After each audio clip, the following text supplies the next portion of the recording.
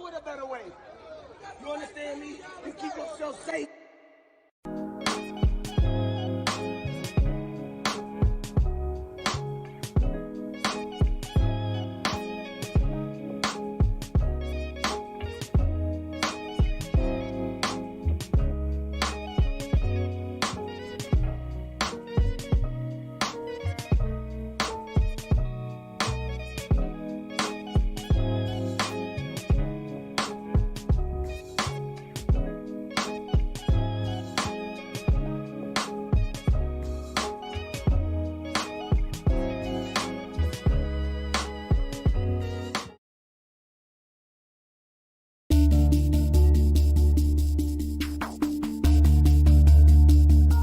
I can't breathe. I can't breathe. I can't breathe. I can't breathe. I can't breathe. I guess.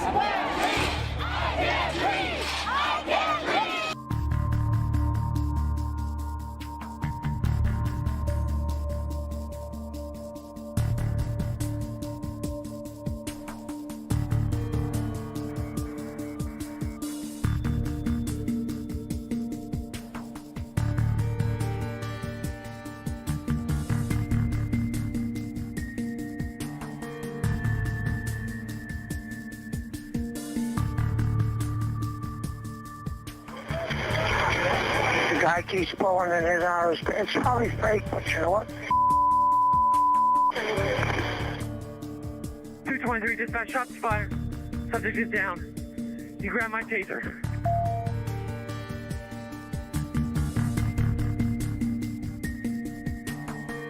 That boy's leg look broke. His leg broke and y'all dragging him like that.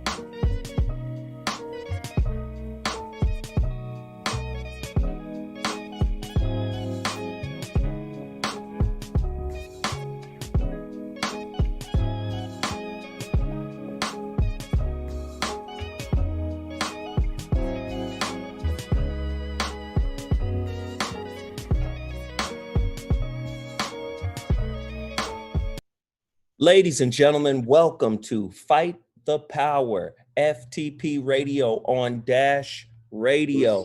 Man, we got a crazy combo of technology, wisdom, and insight. This is a partnership between Dash Radio, myself, and Twitch. And as you guys know by now, this live stream is geared towards bringing awareness to social injustice. And we've done one on Breonna Taylor. And, you know, that particular case, we don't know what's going to happen with the police.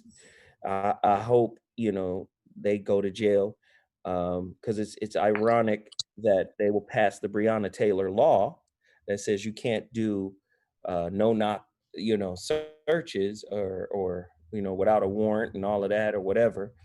But her murderers are free, so that's crazy. We did one for George Floyd, and now we're doing one for Philando Castile. And when I say we're doing one, what I'm trying to say is this is a benefit live stream, and Philando Castile has a relief foundation, and we urge you guys to support it. We urge you guys to go there and donate money to that man's foundation and to his children, the whole 9 yards. We want people to support and not just listen, but we want them to be active. That's what Fight the Power Radio is about. Now, for me, it's Fight the Power. It's for the people. Or if you're feeling rebellious, it could be an NWA record. But we want people to really, educate themselves. And we've brought on a lot of intelligent and successful people to really add context to what's going on in the world. We're living in a time of great change. Now, what I would like to do is introduce a hero of mine, because I heard about this brother a long time ago. And he's too young for a long time ago, but I've heard about him. He's too young for it to be a long time ago, but I heard about him and I was like, wow, that is amazing. This brother became a judge at 27.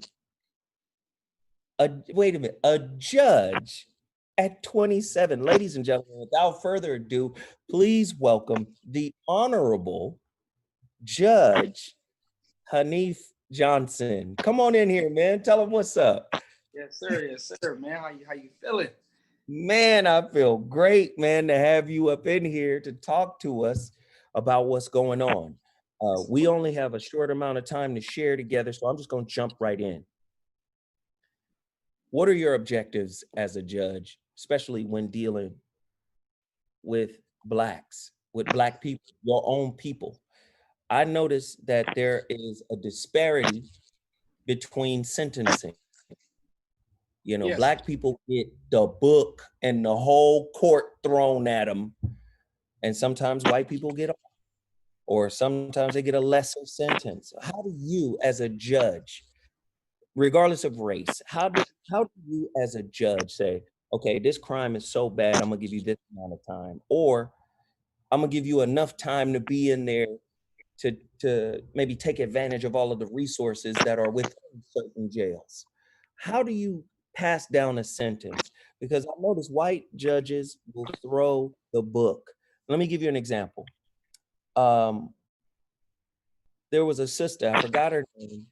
She tried to get her kid in a different school system, and she gets 5 years in prison.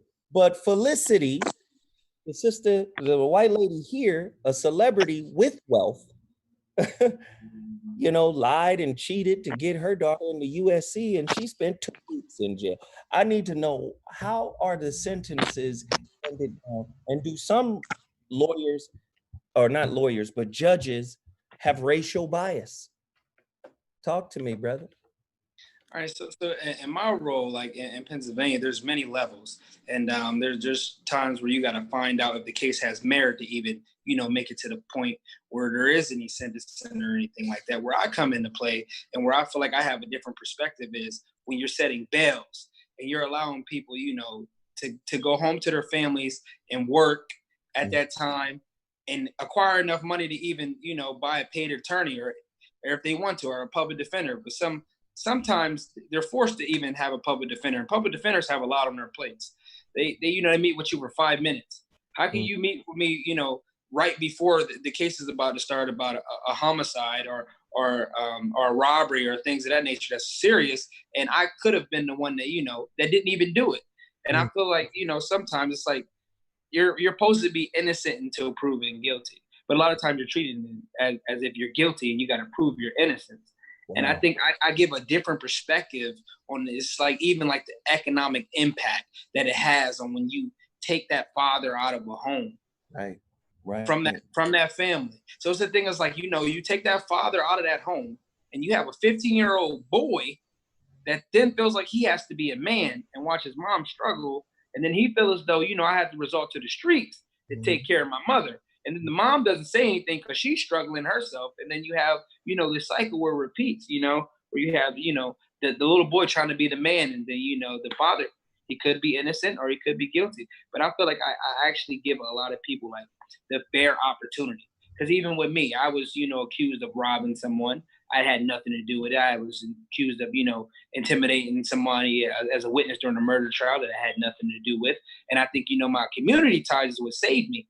And a lot of the times it's, like what you stated with those two scenarios that you gave. Wealth and money, a lot of the times are able to buy those attorneys that are able to, get in there and they have the connections with the DA's office, or they have the experience to be able to say, listen, you guys don't have this or that to even proceed past this. So we're going to take this deal and you guys can go out the way, or we're going to waste, the money of the state. Wow. Wow. It just seems like the cards are stacked against us, and it's very hard. And I point this out a lot. It's very hard for Black people in general to trust America and the American judicial system. Yeah. It's hard because money talks, and whether you did a crime or not, if you have the money, you have a better chance at getting off. So it just seems like it's stacked against you. And what about this issue I heard? Maybe this is different in California, but I heard a lot of people are pushing, or a lot of lawyers or prosecutors, I should say, push for people to take a deal. Oh my goodness. I knew you was going to say Get it. them into the system, Oh. man. Just to get them So- into the system. They're making money, privatized prisons, that you got to take this deal whether you're guilty or not. Talk to me. All right, so I'm gonna give you a personal experience of mine. Like even when I had a case, and the DA, they came, and I was jailed for 2 weeks for something that I didn't do. They came to the prison 3 times within a 2-week span to try to get me to take a deal. And a lot of the times what happens is they give you the guideline on the time that you could possibly spend in jail due, to the crime that was allegedly committed. So the guideline can say you could spend up to 30 years in prison. Or if it's consecutively ran, you can have 60 years in prison. And when someone hears that, oh, you can face up to 30 years in jail, but I'll give you 3 to 5 years and then 2 years probation, you take a little scared, Black child and an inexperienced, mother, or, an experienced father. They don't know the system. It's like, man, I've been in this situation. I've gotten the 15 years instead of taking the 5. Just take it. And I've seen it happen. And it's like, even, I've seen situations happen where I feel as though individuals should have gotten more time and they only get, 11 and a half to 23 and a half months, and they try to kill someone. So it's just like, what is going on? So it's definitely I feel as though, sometimes people that are inexperienced and they don't know any better, and it's just like they just take the plea deal. It saves them money, it saves them time, it saves them, manpower. So for them, it's just like, you know what? I'm doing my job by giving this individual this deal, and it catches you into a cycle. Man. And it seems like it's a cycle tailor-made for poor people, tailor-made for poor Black people in particular. I'm not saying white people don't get caught up in it, and I'm not saying Latinos don't get caught up in it either, but disproportionately, it appears that it affects Black men more than anybody else. What are your thoughts on that? Man, it does, because, when you look at the statistics, and economically speaking, an inner city Black child is going to have more police contacts than someone on the outskirts of the city. It's just going to happen. It's just going to happen. Like, they know that. So it's like, it's a thing where it's like, it's used against you. You have people that's even, in the hiring process of things, they look at these records, and it's not even, you're using this against me, and I wasn't even found guilty. It's like, I was trying to do something, for my kid's mom, and like, drive Uber like 2 years back, and I couldn't. And I'm like, why? And I was like, I'm a judge, but I couldn't sign up for this little Uber thing that they had going on, to help her out. But it's just like one of those things where, like, you're marked. It's hard for you to move through society. So you're pressured to do other things that you shouldn't even be doing. But it's like, how do you survive when everything is so systematically against you? How? Do you see what I'm saying? And I think I have another question, because that's such a powerful thing. How does one who is moral, ethical, and righteous in their position, such as yours, how do they not become a target? Because I believe the system is broken. I believe the system is corrupt. And I believe when good people come into the system, there is a concerted effort to convert them over to the negative, poisonous ways of the system. And when you buck against it, you now have a target on your back. So my question to you, Judge Johnson, how do you maintain your integrity when I mean, you're literally judge. You're the judge. When people say judge and juror, you're the judge. I mean, look, How do you maintain your integrity when dealing with brothers when you know I could have been that kid? That kid, I came from the same place that kid came from. How do you deal with it? if you could see my skin, these questions that you are asking are on point. And I have been a target in the sense of like, I'm not a puppet. You're not going to make me do things that I do not believe is right. When I do my job, I do it, to the utmost, respect for myself and the community and like, and the people that put me in here, and I try my hardest. And it's like one of those things, I don't jeopardize it for anyone. So a lot of the times, it's 15 in my county of judges, and some of them, they don't agree with, my tactics or the way that I, preside over cases or things like that. And they let it be known. They disrespect me, behind closed doors. They won't say my name when they're telling the defendant that they have to come see me. They say that guy, and they give my address. They go behind my back because we have a president judge, and they say things to them that they, that aren't true, that I have to go clarify. And it's, I'm a huge target. It's like even on your same level are adversarial towards you, not only because of your skin, but probably because of your age. So you're dealing with racism and ageism. Yes. And a lot of the times it's more one of those things. It's the same people that will sit me down and say, look me in my eye as a man and say, if you need anything, you can come and ask me. And politics is so nasty. And the thing is, like, when you're protected by God and you're a man that believe in that, and you just, keep on going on your path, it's like one of them things that you can't be touched. And a lot of times it's going to be people that are just trying to bring you down. So I just pray, and I just try to make sure I do my job extra. I mean, you hear me? Like I go above and beyond this, make sure that I'm doing things correctly. And I just try to, be fair, and just do my job correctly. Because I know that those individuals that are stating that they have my back, that they have my, best interest at heart, they may not. And it's wild. It's wild. I have another question, brother. I know we're on time, but you know what? I gotta ask. What are you doing outside of your job to kind of leverage your position to give back to the community? Are you doing mentorship work? What are you doing to kind of say, I don't want to see you in front of my bench and have to deal with you that way? Is there something that you're doing in that space that can kind of circumvent, this path that many children that are born impoverished seem to be on at birth? How do you circumvent? I'm gonna say it again. These questions are on point. Right now, I'm a part of a nonprofit that's called Capital Rebirth, and we're focused on enhancing our community, giving back to our community. We do stop the violence. We do anti-bullying. We do we come in with like superheroes for the younger kids. Everything is geared towards uplifting our youth, letting them know they have the support. And, they have the role models that are positive in the community. It consists of, our CEO, he's a, ex-NFL person. And we have, Division I athletes. We have former Marines. We have former Air Force people. And these are all people that are indigenous from our area. And another thing I do, I also work part-time as a family resource specialist that works with individuals that are, children and youth or, child protective services. They're on juvenile probation. So I take a lot of them and I take them to go find jobs. And then when they find out what I do, I say, you know what, you're going to come with me. You're going to sit next to me in my courtroom.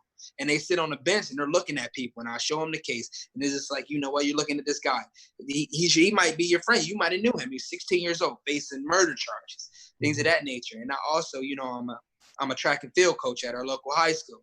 So I do that as well, giving back, trying to get kids, to understand you can make it out of here through a scholarship, through, track and field. I just sent a guy, last year, he got he didn't even need 55%. He got 55% scholarship. It was guaranteed a full ride if he hit a mark. He hit a mark within 2 months of being in school, broke the school record. So, we're just, I'm out here every day. I even live in, in a place that most people, they probably wouldn't walk around here where I live at.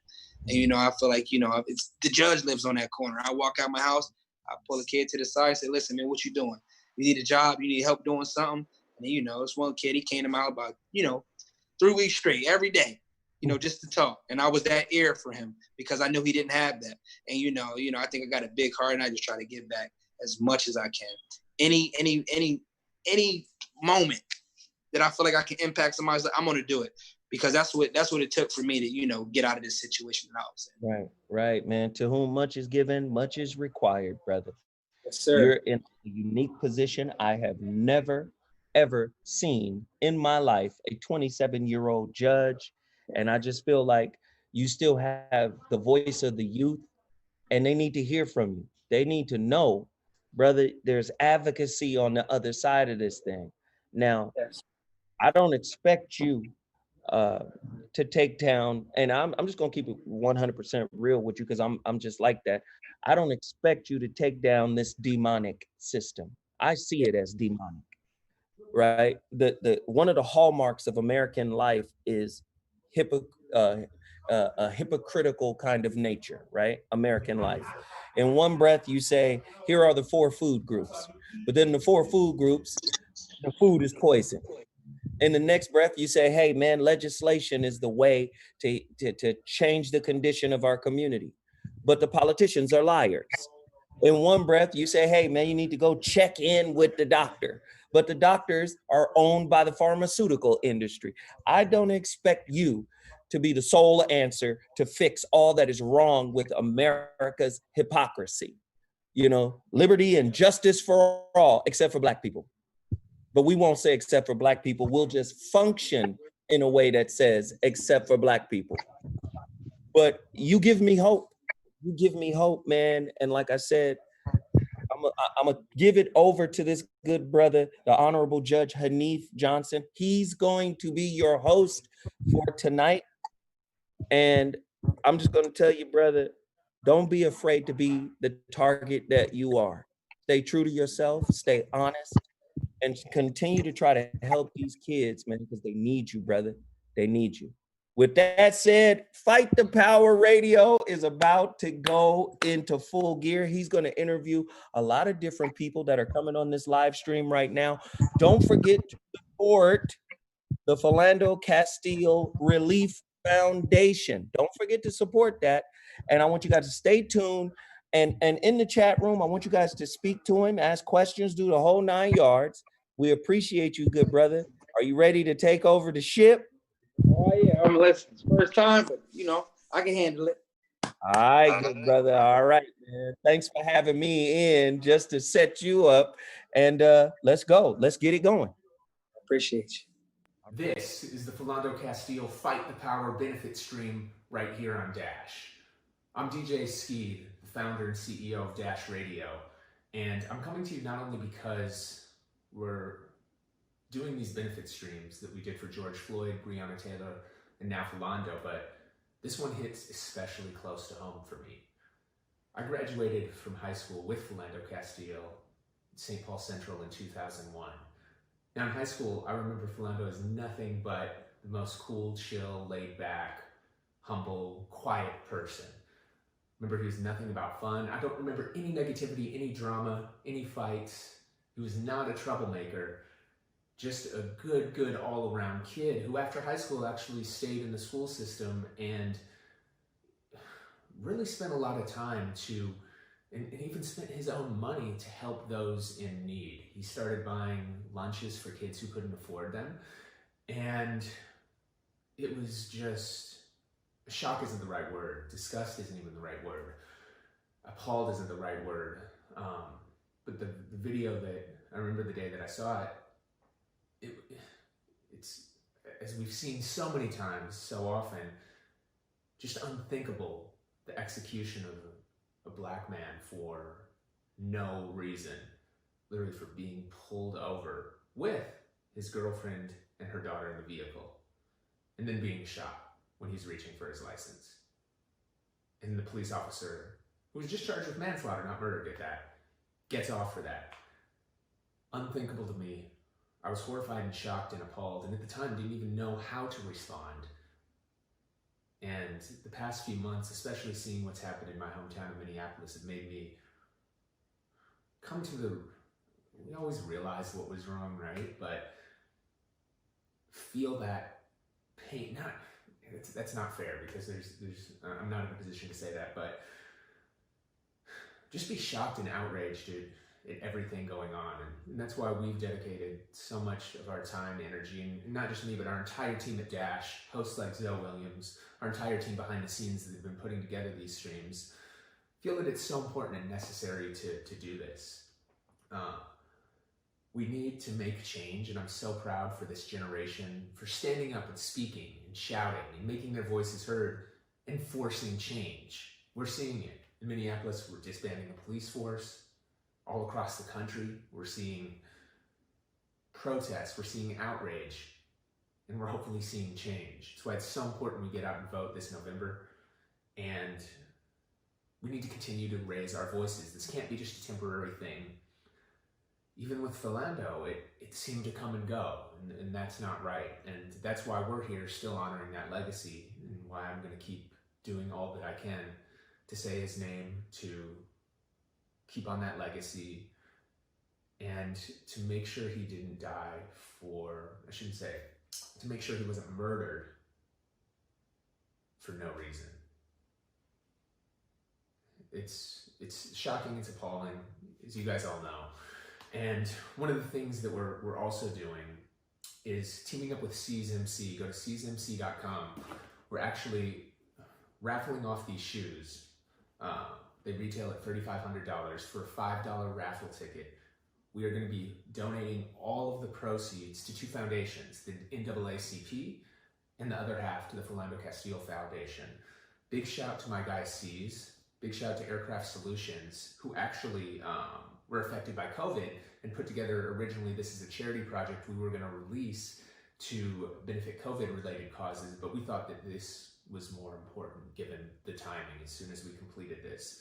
Aircraft Solutions is a company that actually makes aircraft seats. This is actually made from Lufthansa aircraft seats, and it's an exclusive one-of-one custom off-white style Air Jordan 1. So you can win those, CSMC.com.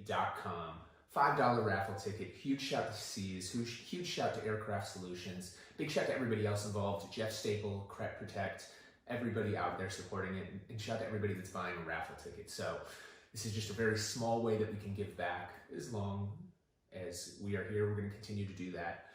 We appreciate you guys all tuning in, and let's all collectively do what we can to voice change, to keep our voices heard, and to make sure this doesn't go away.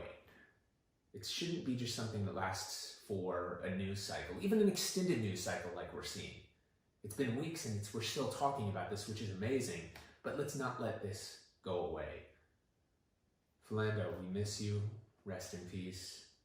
To everybody out there that's been wrongfully murdered, we're shocked, we're appalled, we're standing up. It is our duty to make change. Thank you.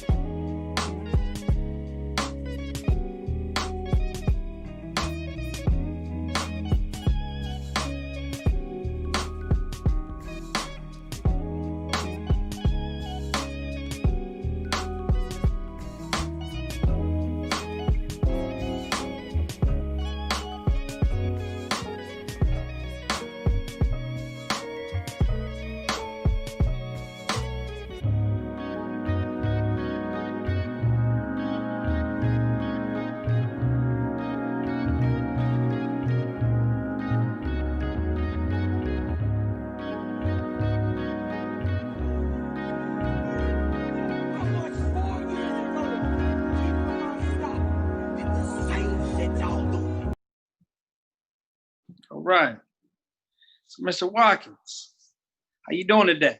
Hey, Judge Johnson, I'm blessed, brother. Blessed to be in good health and good spirits. I'm not coughing, and my temperature's what it needs to be to allow me to fly around the universe. So, Right, I hear that. That's a good thing, as always. So, Zoe Williams and I, we were just talking about, social injustice. We were talking about, the misproportion of attorneys to, people that aren't wealthy, things that of that nature, as well as we touched on some of the things that have been occurring around the country. If you can, give your thoughts on what's been going on and introduce yourself to the people so they know who we're talking about. well, okay. So first and foremost, my name is Royale Watkins. I operate mostly in the comedy space. My background is in stand-up comedy first. That's my first love and discipline. I'm originally from Washington, D.C. If people follow comedy, at least if they go back a little ways, then they'll recognize me from Def Comedy Jam. Um, but I worked in film and television as well, in front of the camera and now behind the cameras, mostly as a writer, producer, and director. But in addition to all of those things, I'm a husband and a father. I have 3 sons, 2 of which are at HBCUs, one at Hampton and one at Howard University.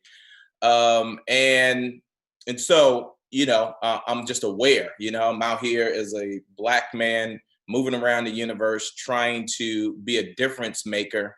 And with everything that's going on in the country right now and even around the world, I think we are now seeing the second part of a new civil rights movement. I think that it is easy to, because of COVID-19, to be slightly distracted from the specificity of what this new movement is about and what it looks like. I'm hopeful that people who look like us and people who support people who look like us, but mainly people who have the same intentions that we have, can get way more specific, right? And when I say specific, I mean organized in a way that we haven't been in a long time. I think that in order for us to make a real difference, we're going to have to be able to sustain what these protests look like. I think that we're going to have to be energized. I think that we're going to have to be better informed. I think that we're going to have to be able to arm ourselves against the indifferences of people who are manipulating our voices and the actions that we're taking out here in the streets for their own purpose. And I'm hopeful, right? I'm hopeful because what I know is that the foundation of this country was built on something that didn't have the best interests of people who look like me and you and mine. And only through our pain and struggle and continued efforts has the people who oppose to those things been willing to give up any ground, right, in order for us to be able to build a new version of something that, again, will hopefully add value to our children and their children and future generations of children.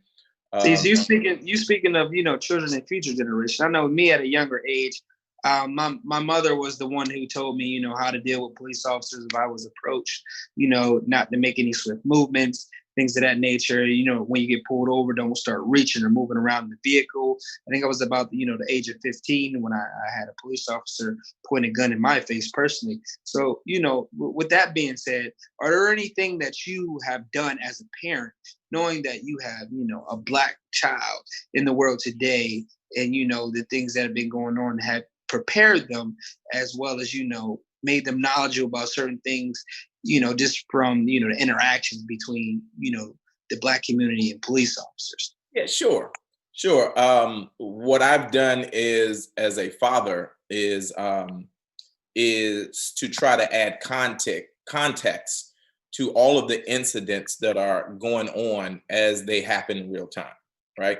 What I try to do is give a fair and balanced account as best as I can. I'm also a vet, spent 8 years in the Marine Corps, spent the time on the ground in Iraq and Kuwait.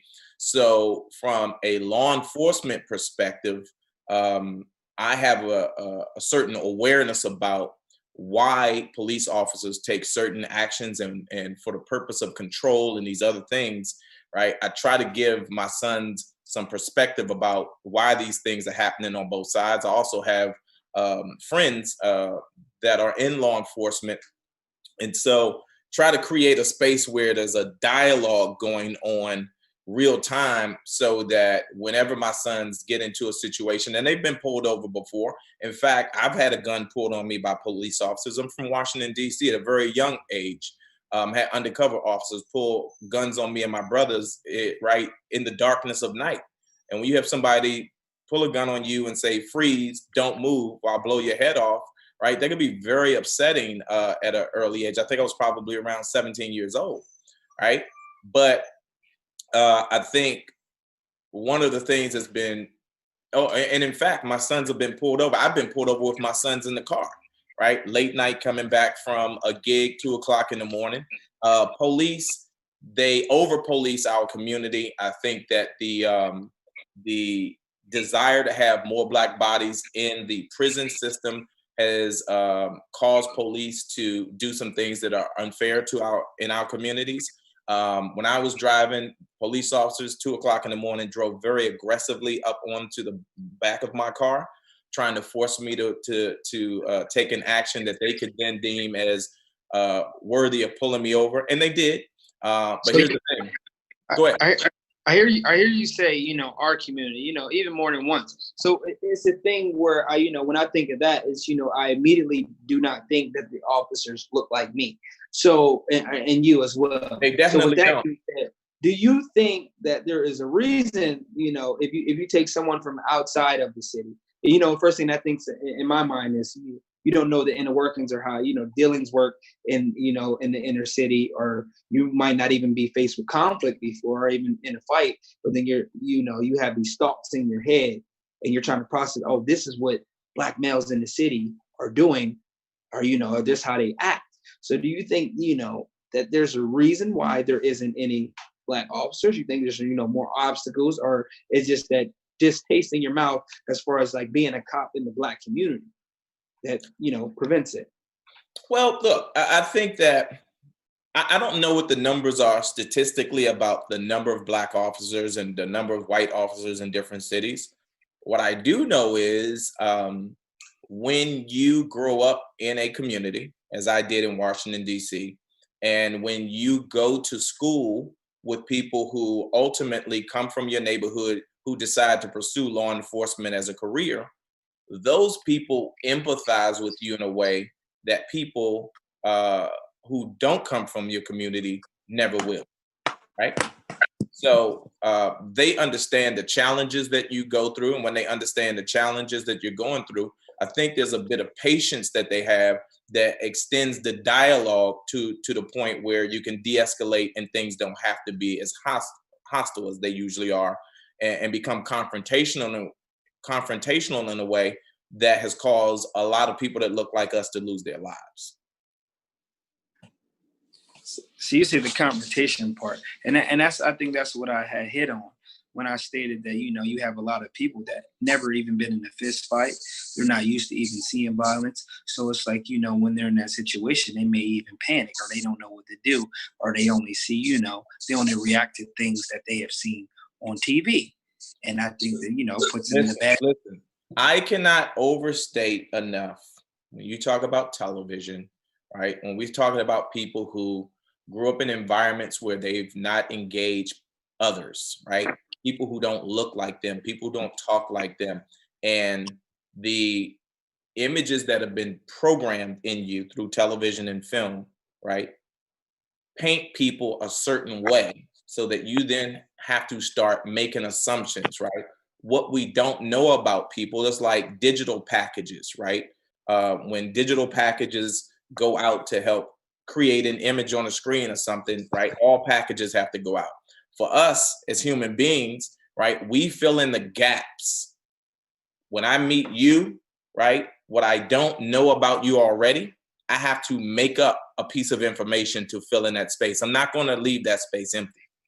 I'm going to make up and make assumptions about, and most of those assumptions are going to be based on, right, images and ideas that have been fed to me and programmed through television, film experiences outside of what's reality. Exactly the point. And I feel like, us as Black people as a culture, it's been a thing where, there's always been a negative connotation. So, it puts that fear of even being involved in law enforcement. And there's no, I know in my area, there's no programs that introduces it, to it as a young age. There's no, cadet program where, you're going in and recruiting straight out of high school. Sure. So it's, even in the inner city where I am, you have individuals come here, but the police department doesn't pay as much. So they come and they leave. And then there's a big lack of. I have an individual that works for me right now in the police academy. They're running him through the ringer. And he almost gave up and quit. And he said, I'm the only Black person in the entire police academy now. They got rid of 5. And now they're only down to 1. So I feel like, the disparity is there. Well, look, I think we have to really look back at what the modern day law enforcement system in the United States has evolved from, right? It's evolved from slave catchers, right? So when you have people who don't look like us, who were deputized, right, by wealthy people to go out and chase us, and a system that was built on that, right, and has not evolved much, although it has added people who look like us to the rank and file, right? It needs to be overhauled to the point where, right, it's not attractive first and foremost based on everything that's going on, right, in the country right now. It's not attractive. It's not an attractive profession to see, right? And why is that? So with that being said, it's like more so. I know you've seen these defund the police. So what are your thoughts on defunding the police? It's horrible. It's horrible marketing, because the problem is that most people aren't educated enough to go and try to understand something beyond just the label itself, right? They're looking at the box and making the assumption that the box represents everything that's in it. And defund the police. I saw some stuff online. It was like, oh, if you abolish the police altogether, then what are you going to have? But how do you get from defund the police to abolishing the police? But that's how dumb people are these days, right? Defunding the police is the idea of taking the resources or the access of resources. You have police departments in major cities that are receiving funding, right? That, like, I think New York City probably receives $5 billion, right, a year in funding. They're over militarized, right? They're getting military equipment to do what? Even these small towns, not just New York City and LA, small middle America towns are receiving tanks. They're receiving freaking uniforms that make them look like this is, are they going into outer space to fight crime? Right? Why do we need this? Right? If we reimagine what law enforcement should look like and feel like in a community where you actually build a relationship with the community instead of opposing, feeling like, it's a service that's provided too, right? And that's what I think is missing. Law enforcement don't see themselves as a service that's provided to the community. They see themselves as bullies who have to oversee the community. So there's been situations that have been occurring that came to light, and I want to know, how do you feel as though, has this always been, a thing, or is it just being, and it's being spotlighted due to the fact that the influx and the growth of social media, because there's, always been somebody around with a camera, but like you said, there's been so much funding directed to other things, but why hasn't it been a thing where it's like, all right, now it's law for you to catch, body cam, so that everything's right there, clear cut and dry.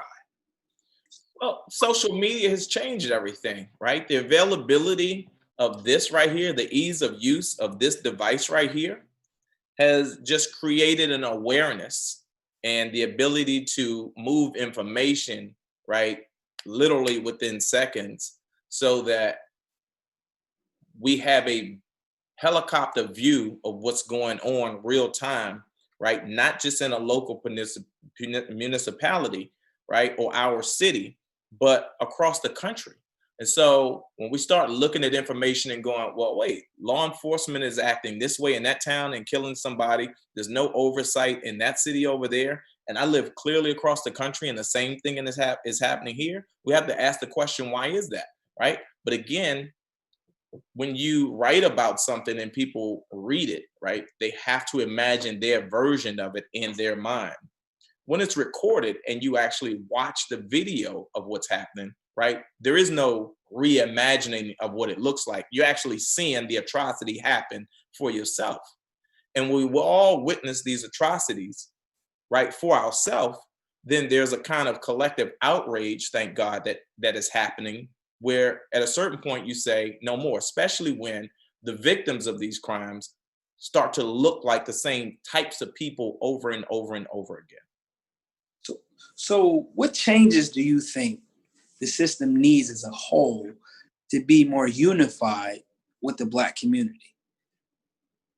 The Black community needs to be a part of the conversation and not on the receiving end of the results. Makes Black sense. community needs to be a part of the conversation, because for so long it's been other communities and other people behind closed doors, right, coming up with a solution and then handing them to us like we're children and their parents and these are the chores, right? It can't operate that way. We have to be a part of the conversation. And not only do we have to be a part of the conversation, we have to be a part of the infrastructure so that more people who look like us are in our communities helping service us, right? Not police us, because the very word police by definition is to oversee, right?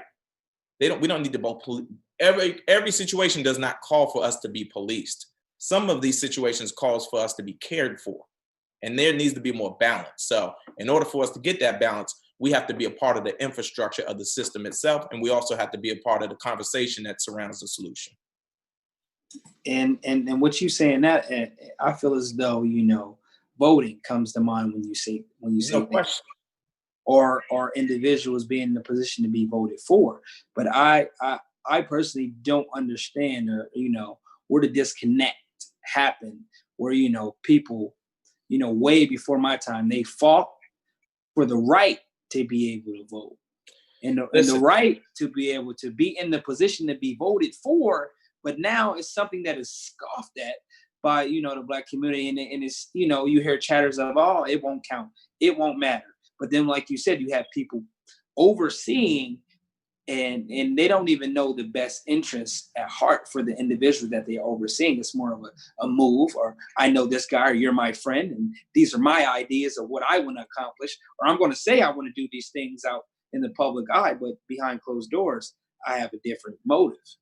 Well, listen, I think that another part of the conversation has to be that as people who look like us aren't as politically aware and educated about how politics works as we need to be. They've taken political science out of the schools. They've defunded the schools. We're not educated. And, right, because of the ego, we don't admit that we don't know, right? And so we argue from positions of not knowing, right, rather than admitting, hey, let me shut my mouth and learn something and take steps from there. So I think the more we can educate ourselves about how the political system works, then I think it will create a lane where we feel more compelled to get involved in the politics of the day. And when more of us start to get involved in politics, then you'll see more of us running for the offices and holding positions where we become the people that are making the decisions about who gets to be the DA and who gets to be the sheriff and who's mayor. And those positions will ultimately help us create positions of power, for lack of a better word, right? Because that's where the difference is going to be made. That's where the difference is going to be made. For sure. I say all the time that if you take a local election, and you have individuals between the age of 18 and 22, if they all came together and they decided who they wanted to be in office, it's like even locally, if they decided, because a lot of people don't show out or they don't show up. But a lot of people have children, and this is like, when you look outside, it's like, oh, you see all these young. If they all came together collectively, they could take over if they wanted to. They'll show up. Listen, they'll show up for a concert. They'll show up for a music concert, or they'll show up for a sneaker release. The political landscape and how it's shaped from day to day to day is going to have way more impact on how they live and their children live than any of those other things. So I agree with you. More of these young adults need to get involved. But again, it could be very intimidating because if you're not aware, then they fear looking stupid, right? And it's easier to back away from something and not expose yourself rather than just admit, look, this is an area that I need to grow in. And I think there needs to be a movement and a campaign to better educate, get more of our young people into political science space so that they better understand it literally as a science. Yeah, I think you hit it right on the nose when you stated like these things are not in schools. So, even, in my area, the schools, like you're trying to, come up with a youth court that's diversionary so you don't put kids in the system. Because here, when kids go in the system, they're not prepared to even go to trade school or college because all they're doing is worksheets and they're out in placements and they're not being taught anything. So then now you're not stimulating the mind, you're not teaching them anything. And now they feel as though, I've been groomed as a prisoner. So now I'm growing up in this system and I'm not doing anything but learning to be a better criminal. Because what you do is you take those group of kids, you put them together, and you might have a kid that, don't belong there, but now he's going to learn. He's going to learn how to be a criminal from that. It's poverty as a pipeline to the prison system. This PPP, poverty is a pipeline to the prison system. And it's new slavery. Yeah, and I feel as though, when you have that, it's like, how do you fight that on top of, systematic oppression? Is that a real thing? Systematic oppression? Yes. Is that a real thing? That's like asking, is white supremacy a real thing? Yeah. It's the absolute foundation of this country that we're in. Absolutely. We can get into a larger conversation about redlining and all of these other things. That's a system. That is, that's what I wanted you to elaborate more on. If you feel like, because some people just say, oh, you just want to bask in those, negative connotations of anything. You have the same opportunities that everyone else has, and you're trying to use your skin color as a disability in a sense. But is it real? Like a lot of people, you grew up. I know for me, it was like, I wasn't aware and I didn't know these type of things. I'm just like, you have to be putting yourself in those type of situations until one day I became the situation and the light bulb went off and was like, oh, this is what the older people were trying to, make me aware of. Yeah, listen, there are so many instances of systematic oppression in this country that we literally can go on for days, and anybody that is in denial about the reality of that is only doing it for their own convenience. But again, I always go back to, this country considered Black people 3/5 of a man, right? Right. This country told Black people that they had to live in certain communities and couldn't evolve beyond those communities. This country is for every step of the way, it's been, 2 steps forward, 4 steps back for people who look like us in this country. So yes, when you start to see it across the board, right, that's a system. That's not like accidental or like, oh, it just happened over here. That's a system in place across like this country.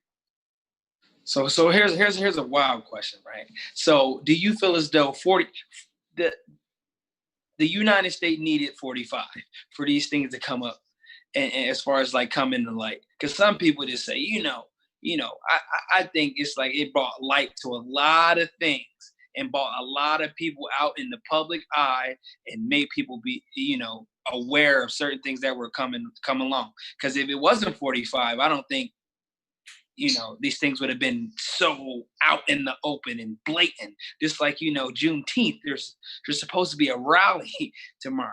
Sure.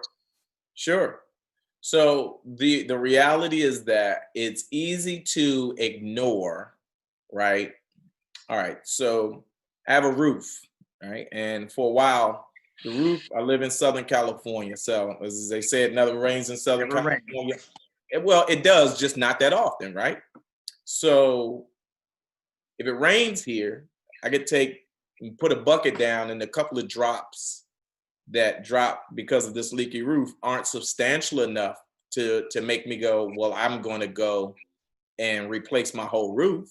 It's just a couple of drops, right? Trump is the monsoon, right? That's made all of it, or at least in this analogy, realize, oh no, it's a leaky roof. You can't ignore it, right? And here's the 10 buckets of water that's gonna force you now to deal with this whole roof. Here's the monsoon. Here's the 10 days of rain instead of that 1 hour rain that's gonna make you go, oh, I got a roof that has to be dealt with. And not only is it leaking in this spot, it's leaking in 20 other spots that I never even realized were problematic. And now guess what? If I leave it, now the whole damn top of the house is moldy, right? Now I got a whole nother problem. So it's this guy that came along and forced us out of that space. We were all comfortable going along to get along because we were able to do just enough. Yeah. Going along to get along because we were able to do just enough. It's like, oh, I can get my car. I got my money coming in from the job. Oh, and everything is comfortable, right? But we knew all along that this thing was problematic. Yeah, I think out of everyone, he's just, he does things straight, direct, blatant, out in the open, no sugarcoating anything. And but it's he's like, not sophisticated enough to sugarcoat anything. He's just not a sophisticated man, right? He's just not a sophisticated man. And as much as anything else, he's just a tool for the system to operate a certain kind of way. Yeah. So I know a lot of things that have been happening. They bought life, like we said, to systematic oppression. I mean, like, how do you feel about companies and making pledges or giving donate money? Like it's like University of Virginia.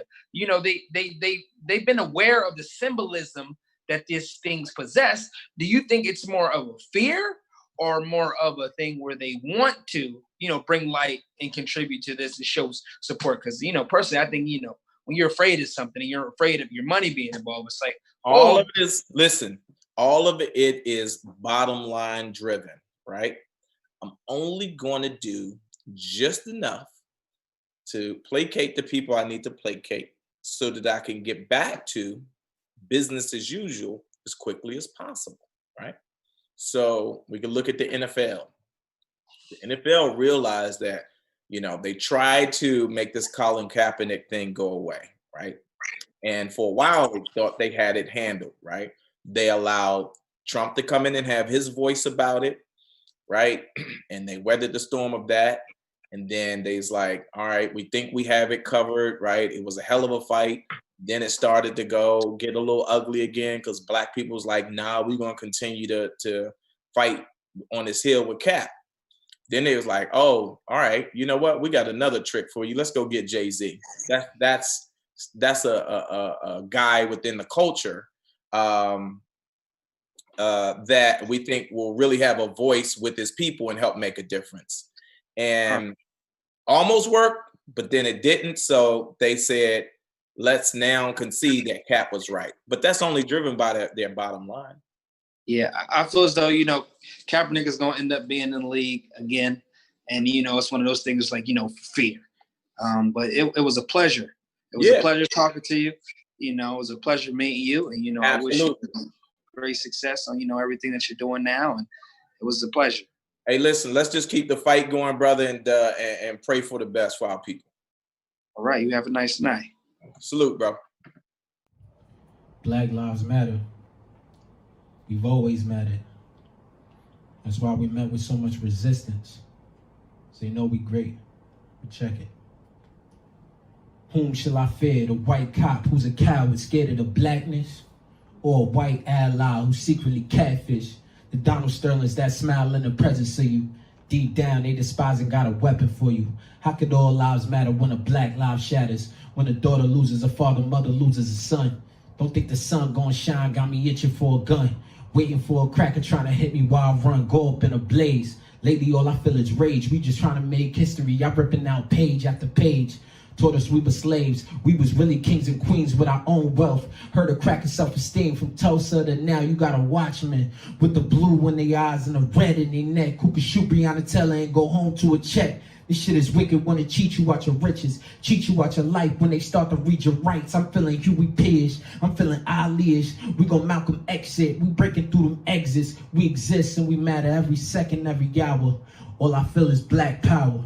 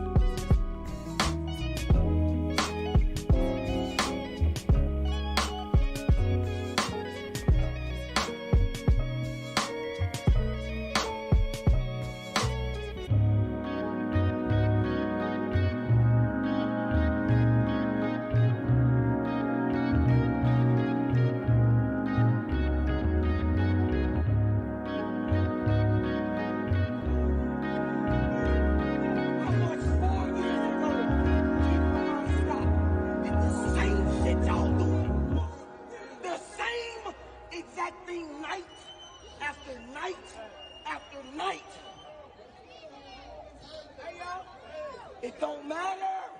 Come up with a better way. You understand me? You keep yourself safe.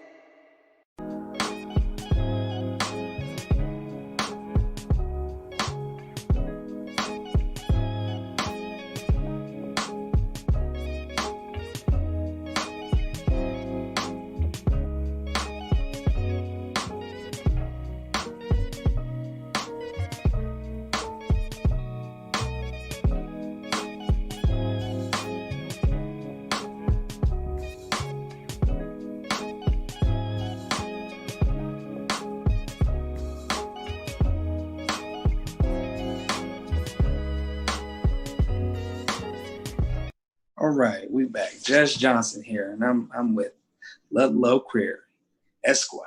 That is. If you can, tell the people a little bit about yourself and a little background information before we get into some subjects here. Okay, Hanif, no problem. Well, I'm a Los Angeles area native, born and raised, and I grew up on the west side of town. Went to UCLA undergrad, went to University of San Diego for law school. When I was in law school, I did a clerkship with the NAACP Legal Defense and Education Fund in Washington, D.C., worked on a very big home lending discrimination case in Forsyth County, Georgia, which is one of the most racist counties in the United States of America. That was a very interesting experience. When I went to law school, I wanted to pursue civil rights law. What I ended up becoming was a criminal defense litigator, and I have practiced in federal court and state court. I've done every kind of criminal manner, criminal matter that exists in the state of California, and I've done a number of cases in federal court as well. Okay, since you're on the criminal defense side of things, I mean, have you seen your counterparts or public defenders or anything like that may have given individuals advice that may or may not have been what was in their best interest? Because I know looking out, sometimes I see things and it's like, ooh, you had a shot at this. Well, let me say this, Hanif. I'll say that public defenders really get a bad rap. They're actually some of the best lawyers in their field because they do what they do every day. So they have the most direct experience, and they're always on the cutting edge of what's happening in criminal law. I have seen some private lawyers. I can't say that I've seen many public defenders that are incompetent, but you see incompetence, in every phase of life. But what's really scary is when you have a lawyer that has been paid money coming in to represent somebody, and they either don't know what they're doing or they don't care, and they take advantage of the client's lack of knowledge, and they don't do a good job for them. I've seen that a lot. Yeah, like you said, it's your public defenders, they have a lot on their plate, and I feel as though sometimes they're put at a disadvantage because it's like you have a murder trial, and it's like you never met with this person before, and you got like 15 minutes, meet them, and you got to talk about it and discuss about the options that they have.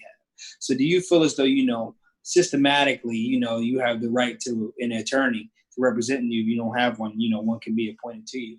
Do you feel as though that appointment there creates a disparity? If you don't have the money, you don't have the chance of fair. Well, Hanif, what it is if you don't have the money, you don't get to choose your lawyer. So if you and this lawyer that has been appointed to your case don't get along, you can't just fire that lawyer. The judge will have to the judge will have to decide whether that lawyer will be replaced. So if you have a bad rapport with that lawyer, you're sort of stuck with that lawyer. I can, in the state of California, and particularly in Los Angeles County, the public defenders have pretty good resources. They have the same level of resources as the DA does because they both work for the county. So there's not really an issue from what I can see, and I've never been a public defender, so I can only say what I observed. In LA County, there's not really an issue of the public defender not having the resources to deal with the client. But I will say that they do have a heavy caseload. They absolutely do. Yeah. So a lot of these things, people give their opinions on things that have been current, in today's age, on individuals getting pulled over. So it's like, defense attorney, some people don't know that they don't have to answer questions. Right. Things so what are some things, that as a criminal defense attorney, that someone, should know when being pulled over by police? Well, you definitely have the right to remain silent, and people need to exercise that right. You do, when a police officer gives you an order, like says, get out of the car, or let me see your driver's license, you have, under the law, you're supposed to comply with that. So if you don't, then the officer has an excuse for escalating things, because then he can say you're resisting arrest, and resisting arrest is under the law a crime. So now he's got probable cause to arrest you because what it is in that case, it's not resisting arrest, but it's interfering with a police officer who's conducting his official duties. So once he's got you on that, then that gives him license to do all kinds of stuff. So what sometimes I've seen in situations is where it looks to me like the police officer is setting the person up so that they can have an excuse to arrest them or to use force on them, and then it just goes all bad from there. Yeah, exactly. Yeah, I mean, when that comes to mind, it's me. It's like, when they use, the smell of marijuana, and they go in your car and they check everything, or you're not compliant, and it's like, they do a Terry stop. Right. A Terry stop turns into things, they don't know if they're being detained or not, and then it turns into a flee and a low and a felony or things of that nature, and it escalates. So, a lot of the things that I've been watching, it escalates pretty fast. Yes, it does. And people, and so what I tell young people is, look, this cop might be dead wrong 6 ways to Sunday, but what you do is you get them on the back end. You make sure that you file a complaint. You make sure you follow up on that complaint, and you make sure you get out of that situation alive. Because really, for a young person, it's not worth losing your life to be right. You can be right down the road, and, just let him exercise his power, obviously within reason. If this cop is doing something straight up illegal, there's a problem there. But if he's telling you, get out of the car, or, show me your license, and he's being a jerk, and he doesn't have a reason from your standpoint, he had no reason to stop you. Basically, play along with it, get out of that situation alive, and then go file a complaint. And if there's any grounds to file a lawsuit, because what happens is this goes into their record. And if something goes down, all of that's going to come out, how they've been harassing people, how they've been using illegal reasons to pull people over. There will be a record of all those things they do. So it's not like you need to win at that very moment, because you can win down the road. See, and you said it right there. You touched on it. It's like one of them things is you don't have to escalate something that could be minor. And if you feel as though, there were things that weren't done properly, if you express them to your attorney, and I'm afraid that you get the legal direction that you need. More than that, go straight to the city and file a complaint on them. Yeah. So it's all about accountability. Accountability. You hold individuals accountable for their actions, then they have to answer to somebody. Someone's always has someone to answer to when you're dealing with this system. Exactly, because I don't want to see, it breaks my heart to see young Black men getting killed by the police or getting beat up by the police. That breaks my heart. And anything I can do to advise young people on how to avoid escalating things, I'm going to tell them. So you've been an attorney for how long? You've been practicing criminal? 23 years. 23 years. You're 23. I've been practicing. Yeah, 2020. I've been practicing criminal for 22 years. Okay. So since you've been in criminal, do you feel as though there are things that need to be fixed as a whole in the justice system? And absolutely.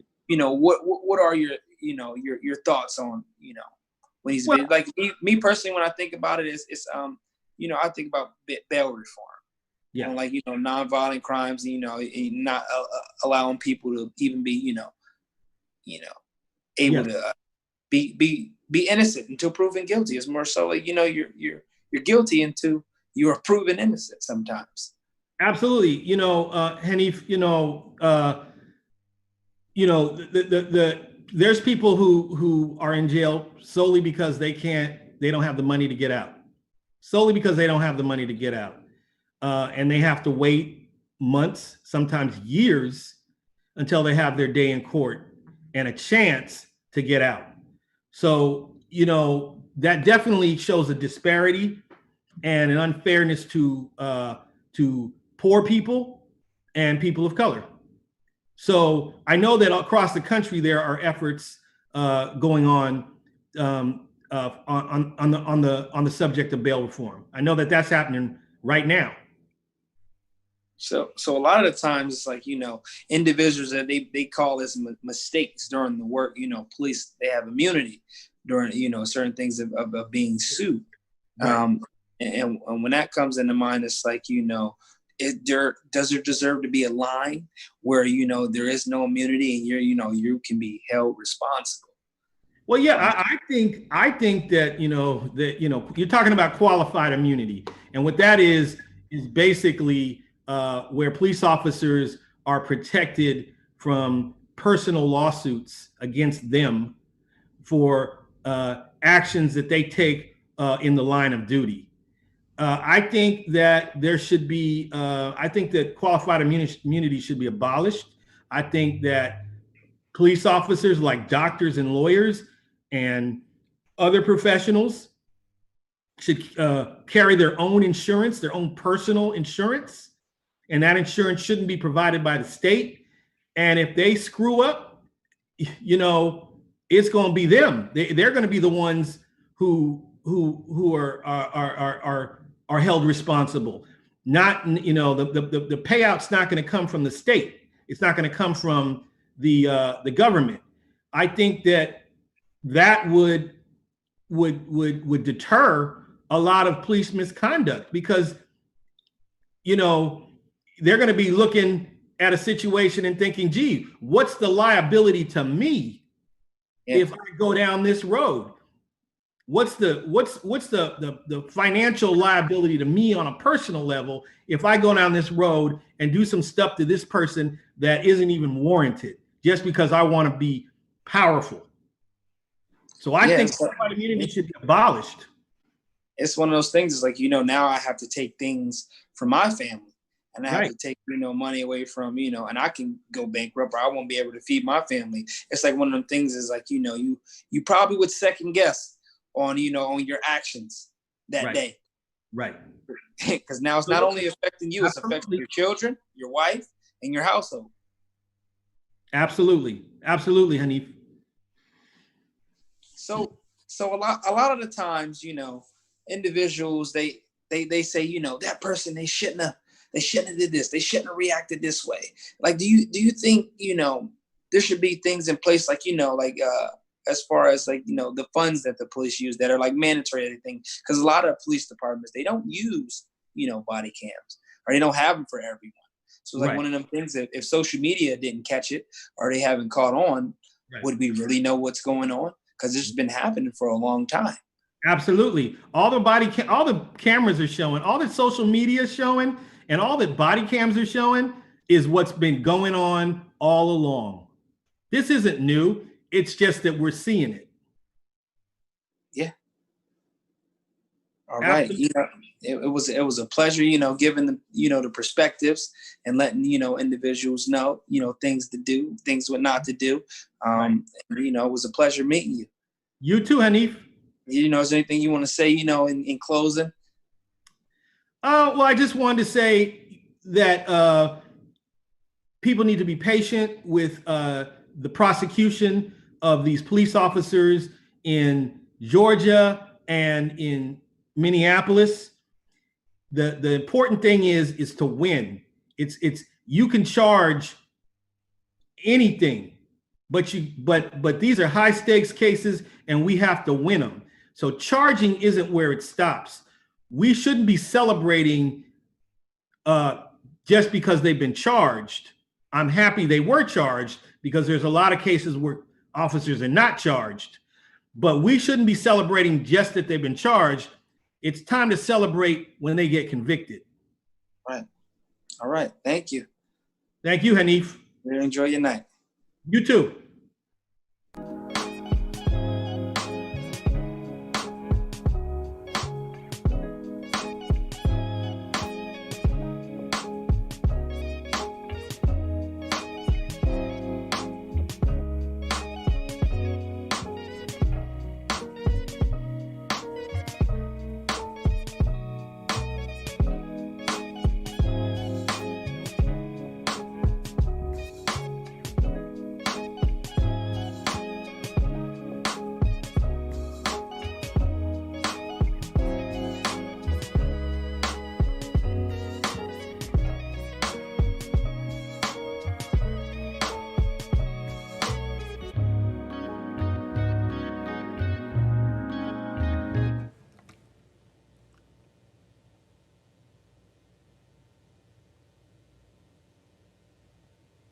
Hey guys, my name is Yasmin Williams. I'm a guitarist from Northern Virginia, and I'm going to play a few songs for you guys today in honor of Philando Castile and all of the other victims of the horrible police brutality and the shootings that have been going on, not just this year, but decades before now.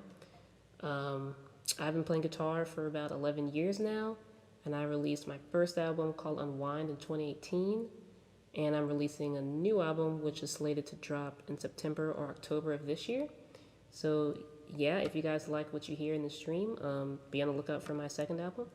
This stream is raising money for the Philando Castile Foundation, which you can either watch the stream and help them raise more money, or you can just donate yourself, or do both.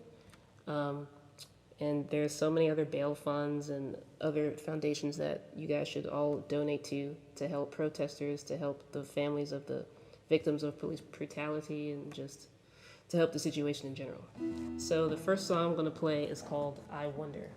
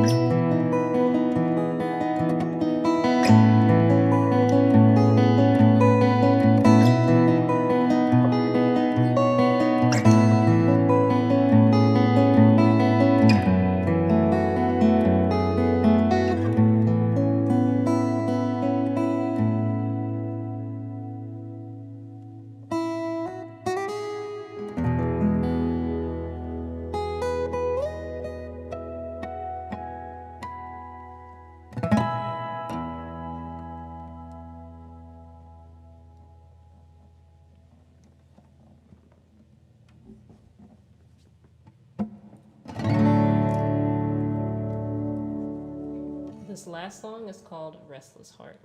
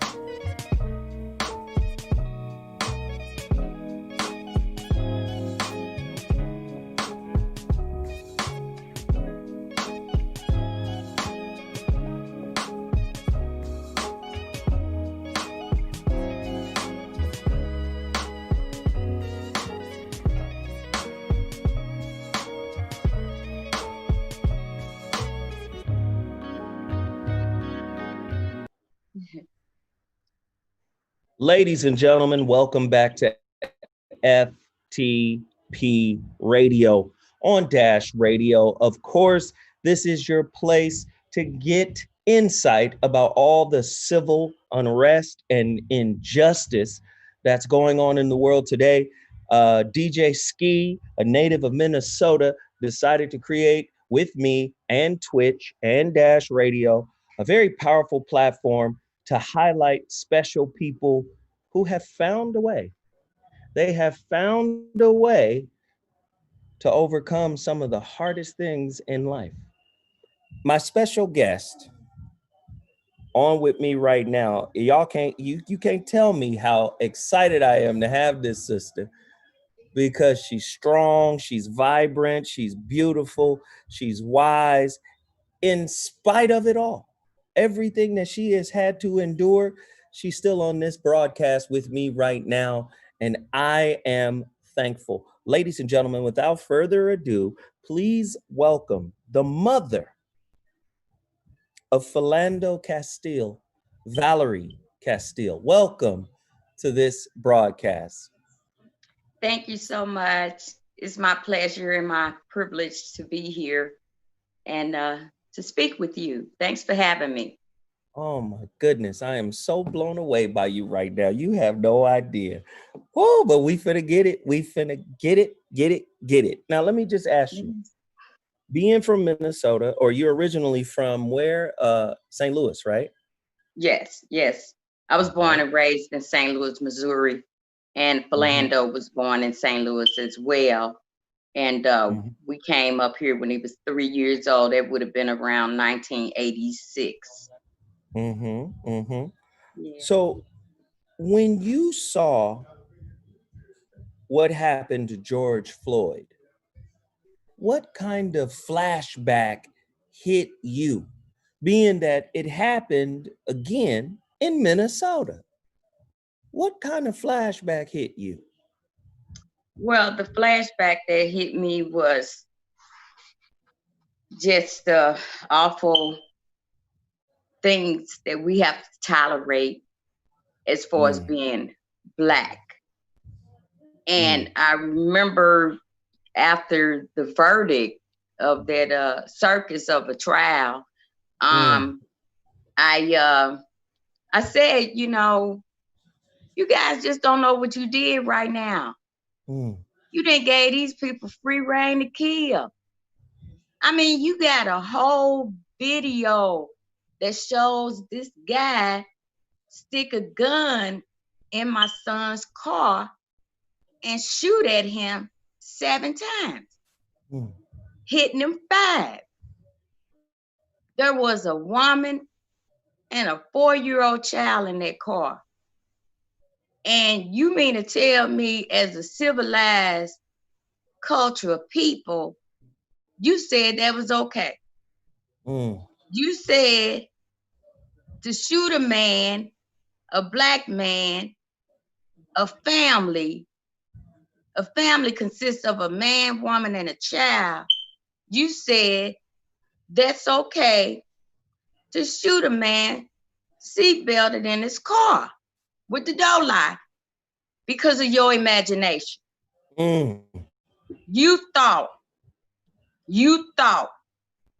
he was reaching for his gun because he said, after all the things that my son had been through over the course of his driving experience, he didn't get pulled over maybe like 80 times, right?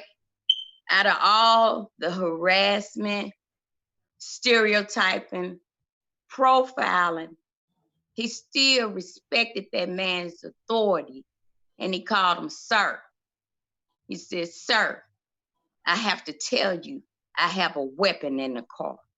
And then he started shooting him.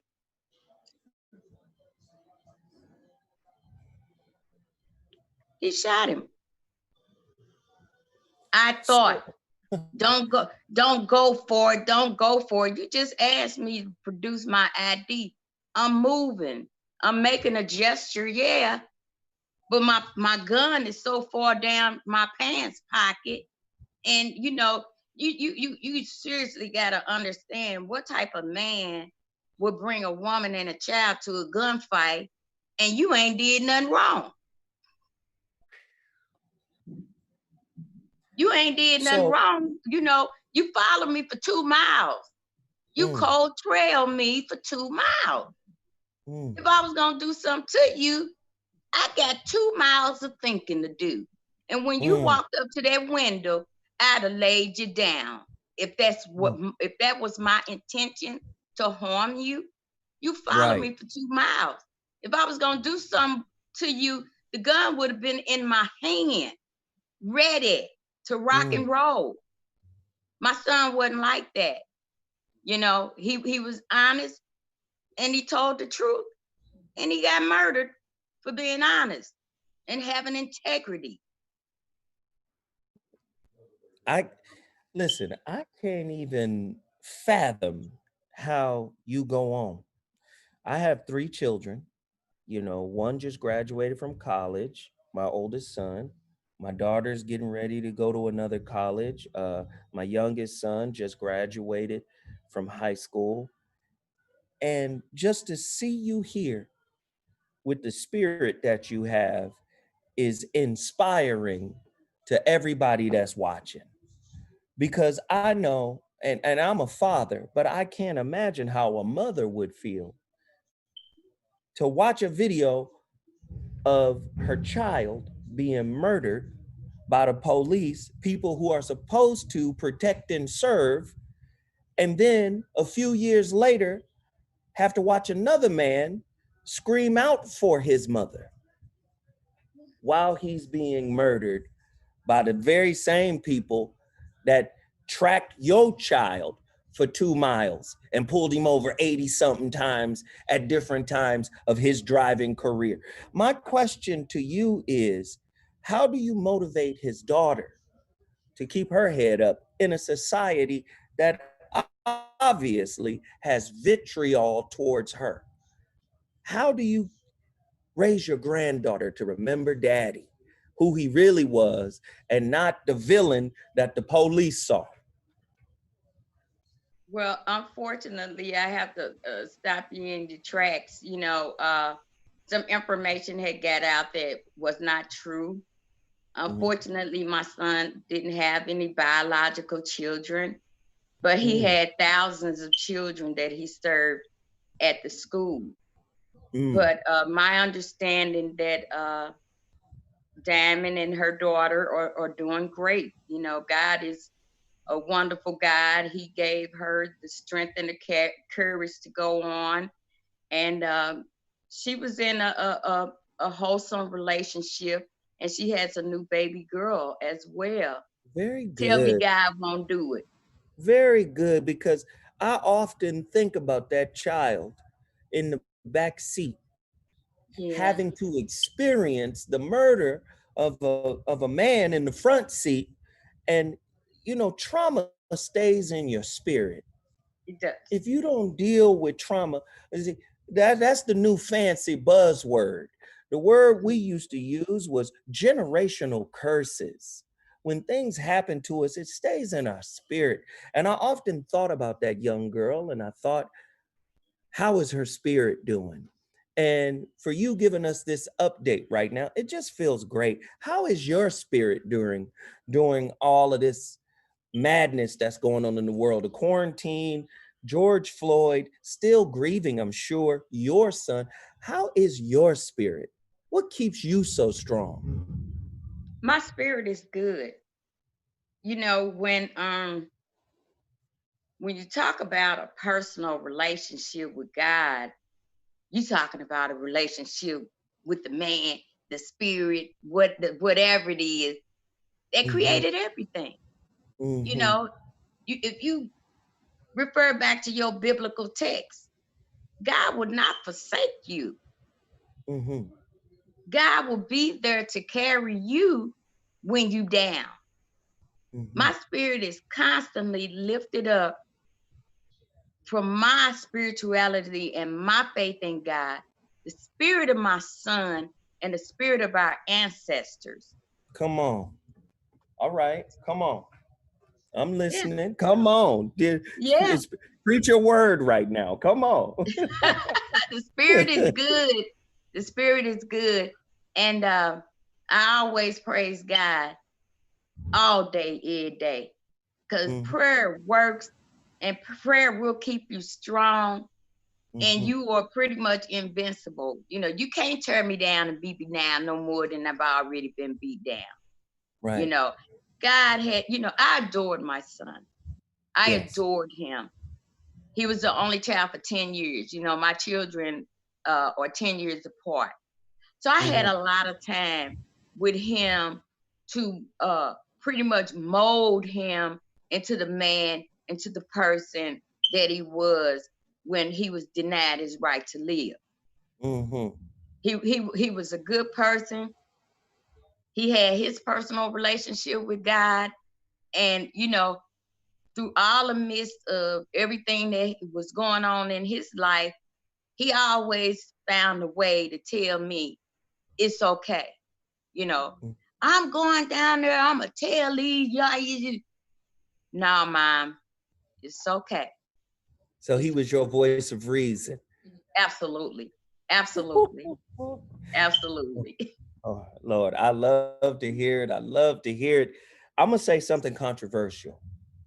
Okay. I believe in God and not so much religion. Okay. I believe in spirituality. I believe in the spirit of God. I don't believe in all the texts because man done had his hands too much on it. Absolutely. However, I believe that your son and Oscar Grant and Mike Brown and Trayvon Martin and George Floyd and Sandra Bland and Breonna Taylor and many, many, many, many others are the spirit of the Messiah.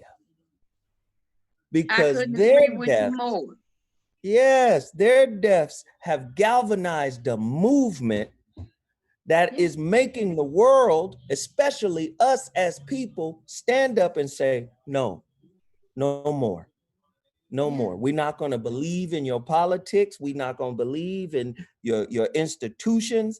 We're going to give all that stuff back until you give us what's rightfully ours. And number one, that's respect. And that's a chance to be a human being without your interference. That's what these riots are about. That's what this unrest is about.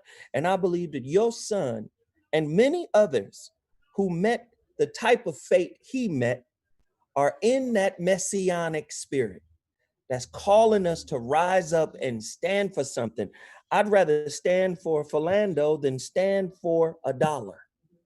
I'd rather stand for George Floyd than stand for an opportunity in a sick society to be safe.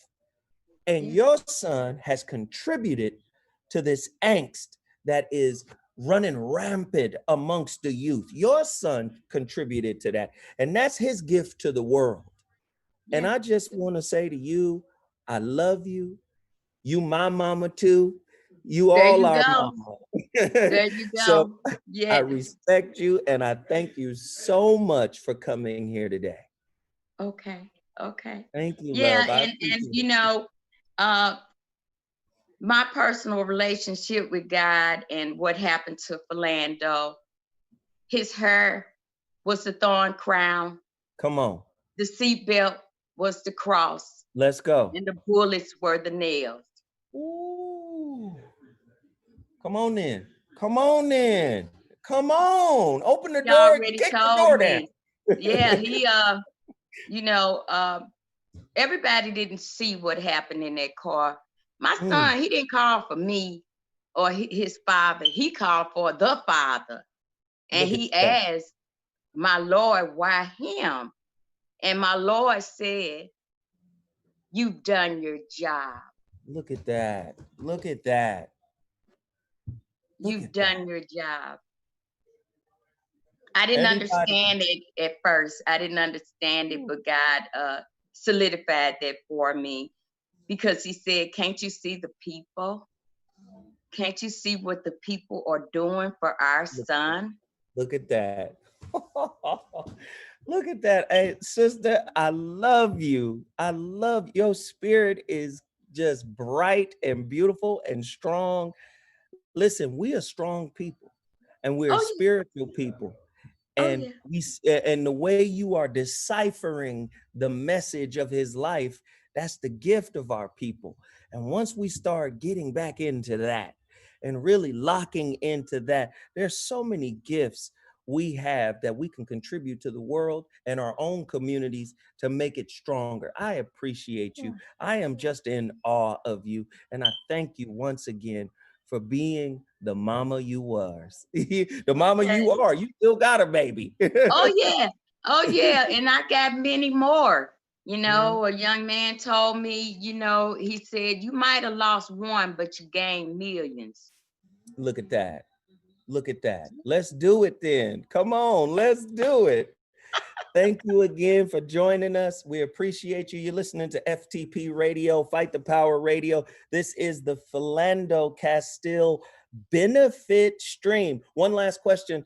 Where do all the people who are listening on my radio channels, on YouTube and all over the place, where do they go to donate and support your son's foundation as well as the gardens? Yeah, the Philando Castile Relief Foundation, you can find more information on philandocastilefoundation.org. We are a 501c3 nonprofit. We help families that loses a loved one to gun violence, and we also help pay the negative lunch balances in our struggling school districts. We also have disaster relief funds. We help families when a disaster happens. It was a fire at a hotel where people lived that had problems because of unlawful detainers or whatever they came up with, but they were burnt out this past Christmas 2019, Christmas Day, and we donated $10,000 to those families. And when Philando was murdered, the community started what we call now the Philando Castile Peace Garden. And that it was a way to channel their hurt and grief and pain. They started, you know, bringing little trinkets right there on the site on Larpenteur and Fry. So right now we're running a campaign to redesign the area so that it'll be more comfortable for community members to come and just, you know, absorb that energy. This is a space of healing, a space of comfort, a space of reflection. So we just wanted it to be more comfortable where people would engage a little bit more. So we're running a campaign through the GoFundMe. I sent a flyer that has the information for the Peace Garden. Okay. So you don't have the GoFundMe page because I want to spread it everywhere so people can. Let's see if I can find that one. It's the Philando Castile Peace Garden, and let's see if I can find it real quick. But yeah, we just want people to be comfortable when they go there because it has an aura, you know, a nice aura about it, and people can feel more comfortable and get a chance to do some self-reflecting. Yes. Yes. Hopefully some of those police officers will go there and do a little self-reflecting. Hopefully. Oh yeah. Oh yeah. You can always get the information off the philandocastilefoundation.org. It's on there as well for the Peace Garden. But yeah, we're trying to do as much as we can for the community. Those are some things that Philando held near and dear to his heart. His family, his community, and the children that he served every day. You know, he paid for some of those children's meals out of his own pocket. He knew all of their allergies. He knew them by name. You know, these are things that were told to me by the families that came for, you know, school thingies, the meetings. I ain't had to go to school in so long I didn't forget. But yeah, we used to call them PTA meetings. The PTA is still around. It's still here. But thank you once again. We gotta go, but I love you. I love you. I love you. I love you. I love you. Thank you so much. All right. You Thank enjoy you for having yourself. me. And our prayers are always with you. I appreciate that. And I just want to say thank you to all the listeners. And we're working real hard on getting some changes as far as the police use of force. Yes. We're adamant about that. Okay. It's all about everything you need to know. I always do this whenever I talk. It's in one of these. One of them. Whatever you want to know. There we go. It's in one of them. All right. All you have to do is implement it. It's Yes, all ma'am. about implementing. Because Yes. there's nothing else to talk about. That's right. Nothing else That's to talk right. about. We can talk about everything. It's time to implement some of the things, all the great recommendations and blueprints. It's time to implement some of this information. That's right. That's right. Thank you again. Thank you so much, Valerie. Thank you. All right.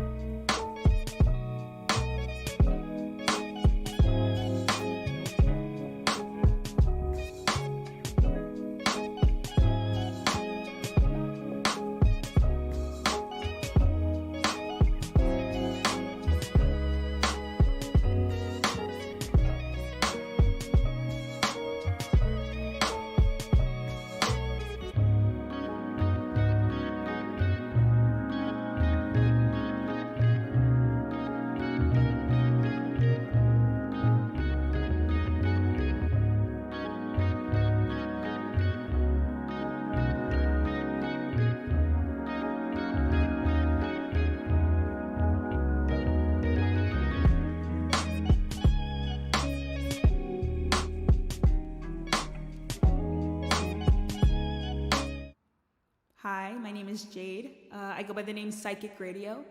And today I have 2 songs. The first one is called Motel Red.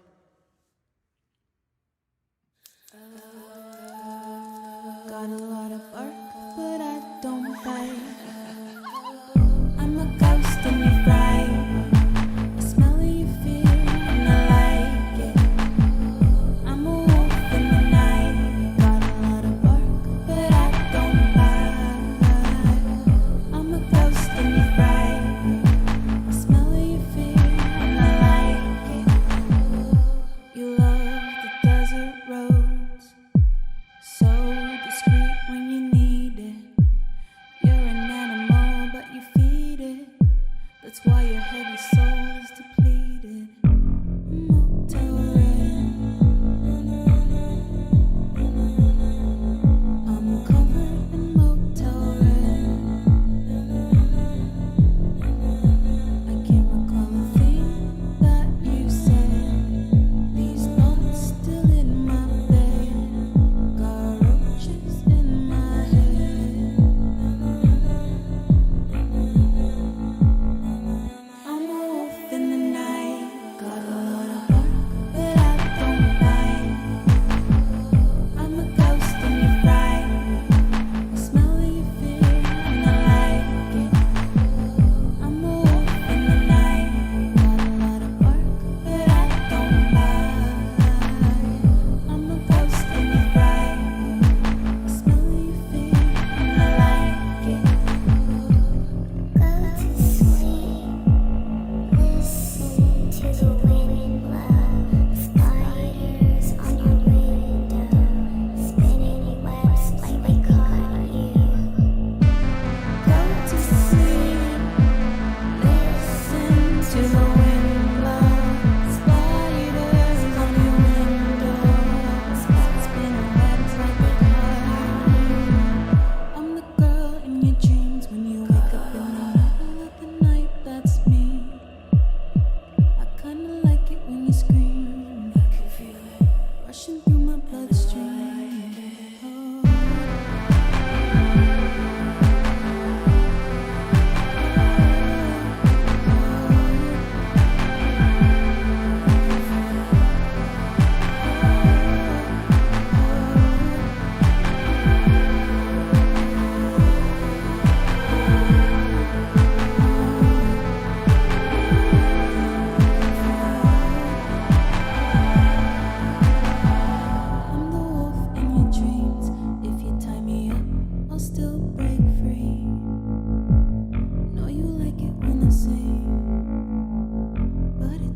mean a thing. Oh, good night. This next one is actually a cover of a Drake song. It's called That's How You Feel.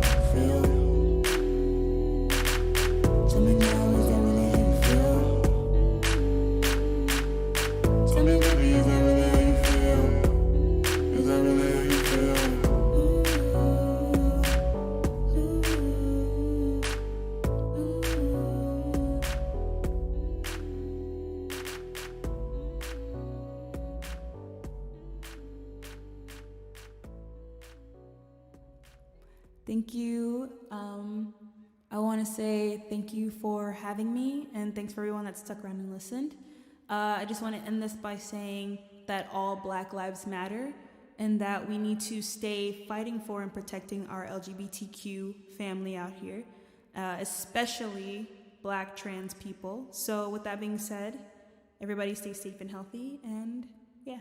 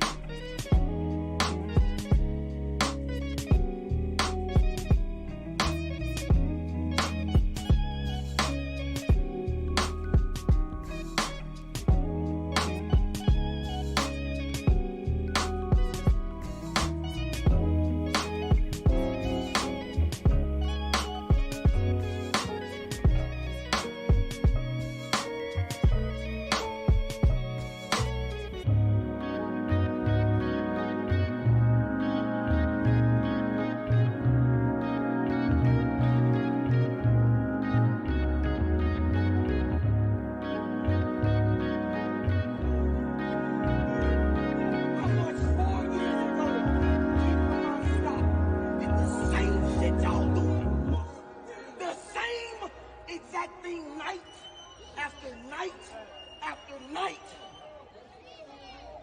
Hey, yo, it don't matter. Come up with a better way. You understand me? You keep yourself safe.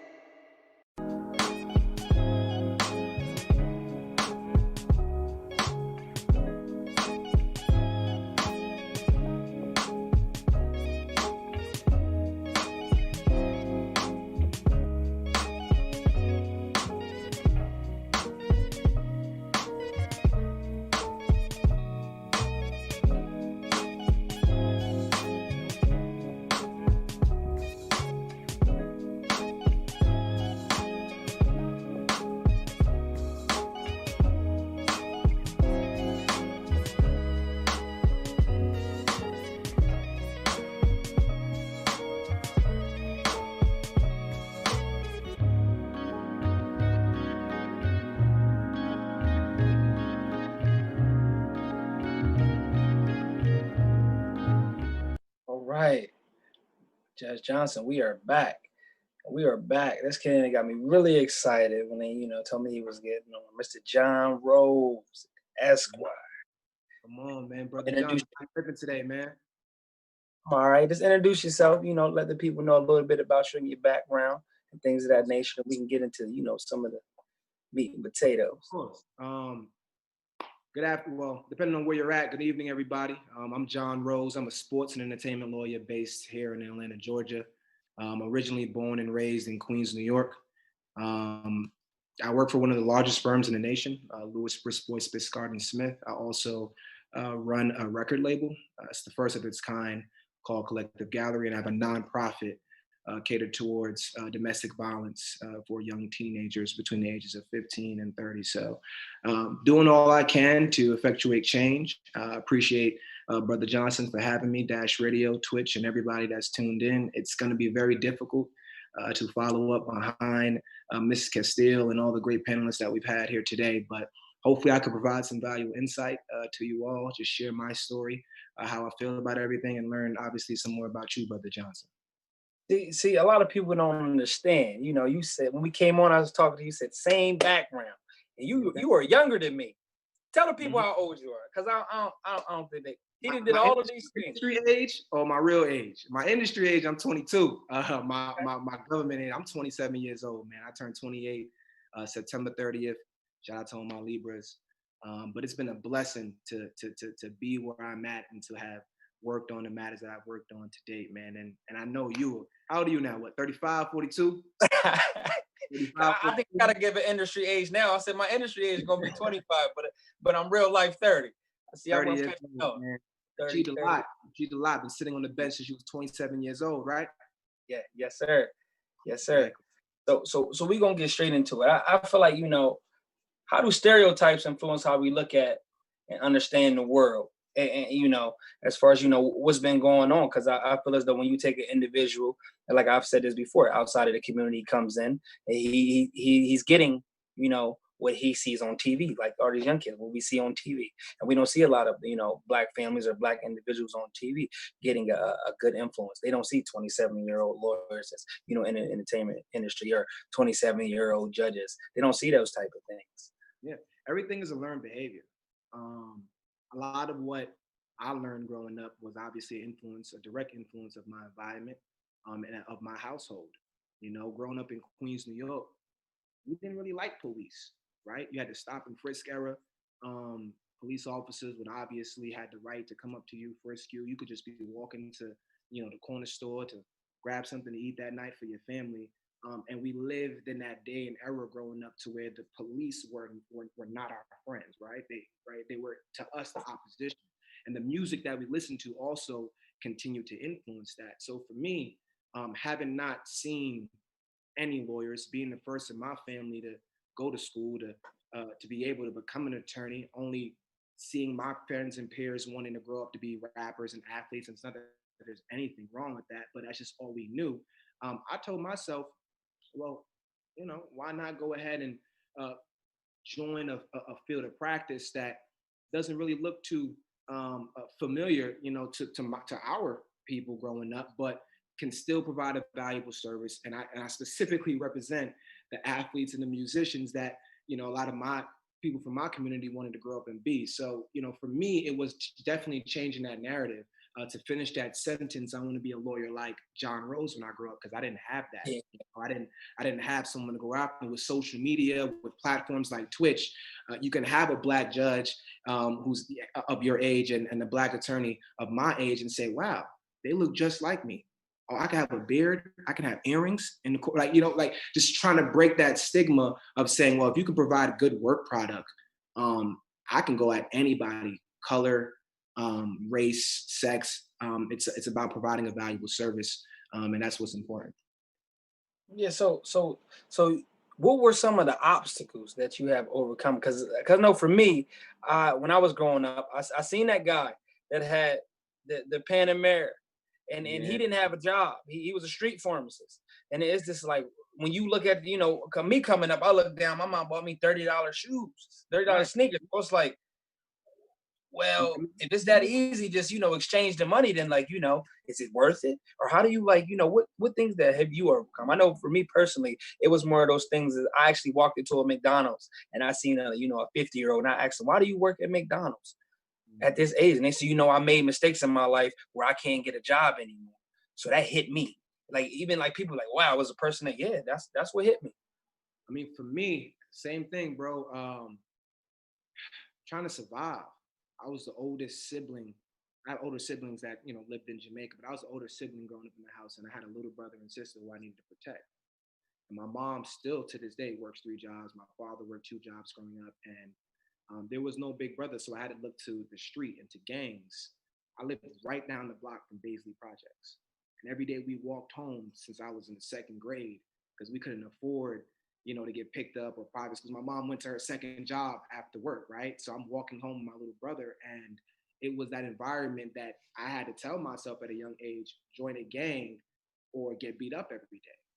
And if it wasn't for sports, and it's like that for many of us, if it was not for sports, I think for you it was track and field. For me, it was football. Yeah. I literally just poured everything into football, and I got a full scholarship to go to Hampton University, and that's nice. The way I was able to get out of the hood. So that was an obstacle. Wanting to survive in a neighborhood was an obstacle for me, and especially not seeing. I mean, a lot of it is the blueprint is out there. All you have to do is actually see it, and you'll modify it. You'll choose your own pathway, but it really does take seeing something to say, oh, okay, it is attainable. No one in my neighborhood saw what a successful Black attorney looked like. I mean, we only knew Johnny Cochran, and that was because of the famous case. I mean, but we still didn't get that personal touch, right? Of really, literally having that. So that was an obstacle for me, trying to survive in the neighborhood I lived in and not actually seeing and being able to learn directly from a mentor or a father figure who had actually was an attorney or had a professional job like how we have, right? I mean, even you saying that, like, what are some factors that you think created the imbalance of power within the culture? I mean, my parents came here with no money, bro. It was poor. So I'm full Jamaican. I'm of Jamaican descent, and the imbalance actually starts with having to live in certain communities because we just cannot afford to live other places. So I think that's the first thing. I mean, we don't choose the lives that we're born into. I watched this video on Instagram yesterday, and it's been going viral for quite some time. And it was literally, they all started on this line. I don't know if you've seen it already. It's been going viral, and this gentleman had everyone take 2 steps if you grew up in that. Yeah. And I swear, bro, I cried, bro. Like I literally tore up because I would have been right there on that back line. I mean, I had a father in my life, so thank God to him. But outside of that, those 2 steps, I was right there behind everybody. And we still had to run our race. So those were those obstacles, that we had to grow up in. I had someone that believed in me in high school, and I got a full scholarship to go to a private high school to play football. If I didn't have that, it was over for me. So I was blessed. Well, yeah, that's a straight blessing. It's the same thing with me. I looked at something and said, let me try that. Ended up, 2 weeks later, state champion. It's like, oh, you going to college? Because I always thought, in my head, I was like, I need to, do something. But that's wild because you're not giving. I have a lot, and I'm sure you have the same thing. A lot of, and this is why I'm happy to be where we're at right today. I have a lot of young people that reach out to me and say, hey, I want to be exactly like you when I grew up. How do I get there? I did not have that growing up. There was no Instagram or Twitter or Facebook to reach out to someone. I have 14-year-old kids in high school in New York saying, hey, I saw you on Instagram. I want to be just like you. And I think that's truly a blessing and amazing to have that channel, because communication is key. Without it, everything falls apart. And what I try to stress to these young kids is that just because you've made a mistake doesn't mean that you can write the path. I've been arrested numerous times. You know what I'm saying? And I'm still sitting here as an attorney today. Same here. I have tattoos. I have all of that. You know, but I went and got my Juris Doctorate from Emory Law School, graduated top of my class, and I work for one of the largest firms in the nation, because all things are possible when you put your mind to it. Yeah, I mean, I feel like I was about to ask you that question, but you already answered. Like, you know, as far as like, you know, you feel like you changed the minds of people around you due to your success. So Not enough. Like, not enough. It's only the beginning. Like, we have so much work to do, and we have to direct our energy in the right places to truly effectuate and achieve that change that we want. It's going to take 50 more judges, you know, of all races that believe in our ideologies. I don't think it's just only Black judges that we need, or only Black attorneys. It takes like-minded individuals of ourselves who can speak and relate to the youth to really grab them in the direction, grab them from the direction that they're going. And we just got to continue to work.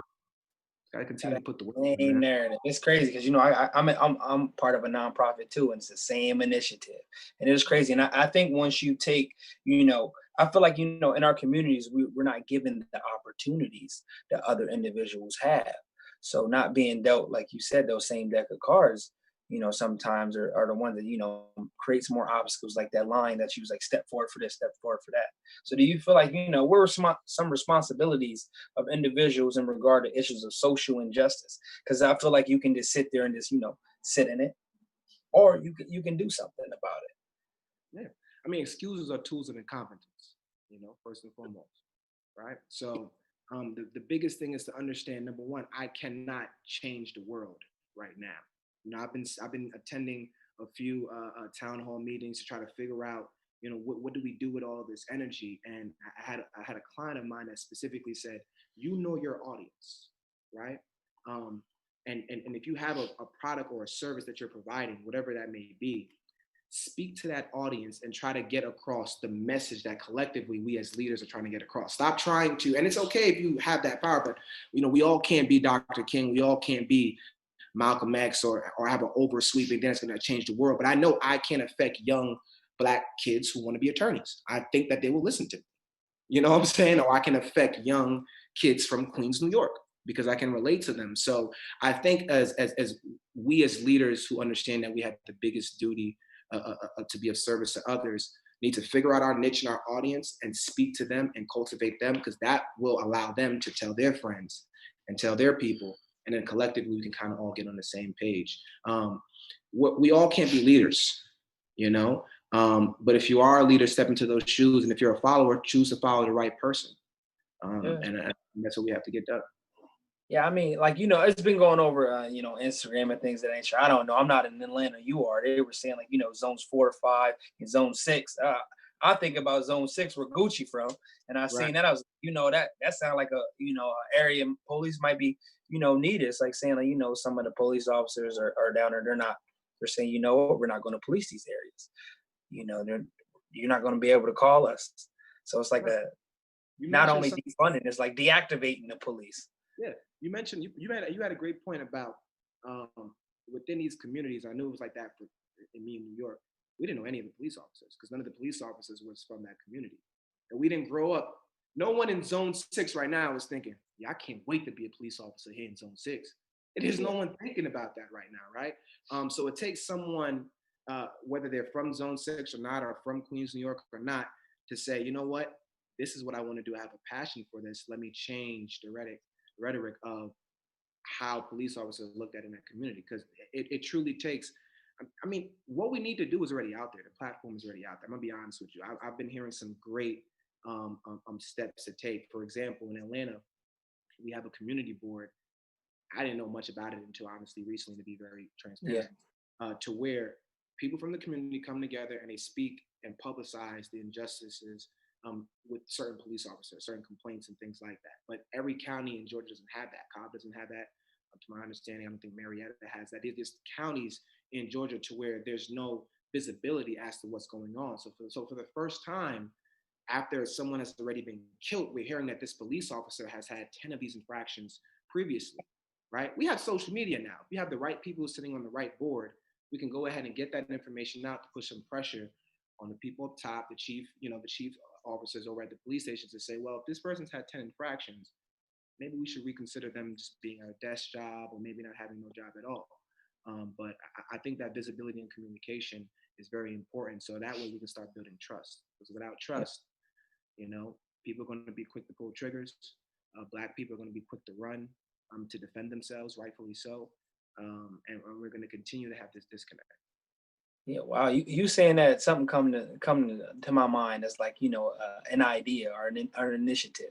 Like, you know what? It should be a weekly report that's transparent. If you want to be able to see it, you can go on our website and see all of the infractions. So it's not more so like we're not protecting this, because why would you want to be a part of something that's supposed to stand for something, good and safeguarding a community, but you're protecting, individuals that aren't doing their job. Right. So I think there's a lot of, and you as a judge, there's a lot of legislation. It's easier said than done that can be pushed forward. And I think Atlanta has been trying to take steps towards that. Listening to Mayor Bottoms, who came out, trying to have, we as lawyers, right, and you as a judge, right, there's certain things that we can and cannot do, and we're held to a higher standard, point blank, right? Police officers who can literally take away someone's life, liberty, and freedom should also be held to that higher standard. And if a police officer, whether he's the one pulling the trigger or causing whatever may be going on, there should also be some form of reprimand for those individuals who sit by and just allow it to happen. Yeah, I mean, Curry was just talking about that as terms of like the immunity factor.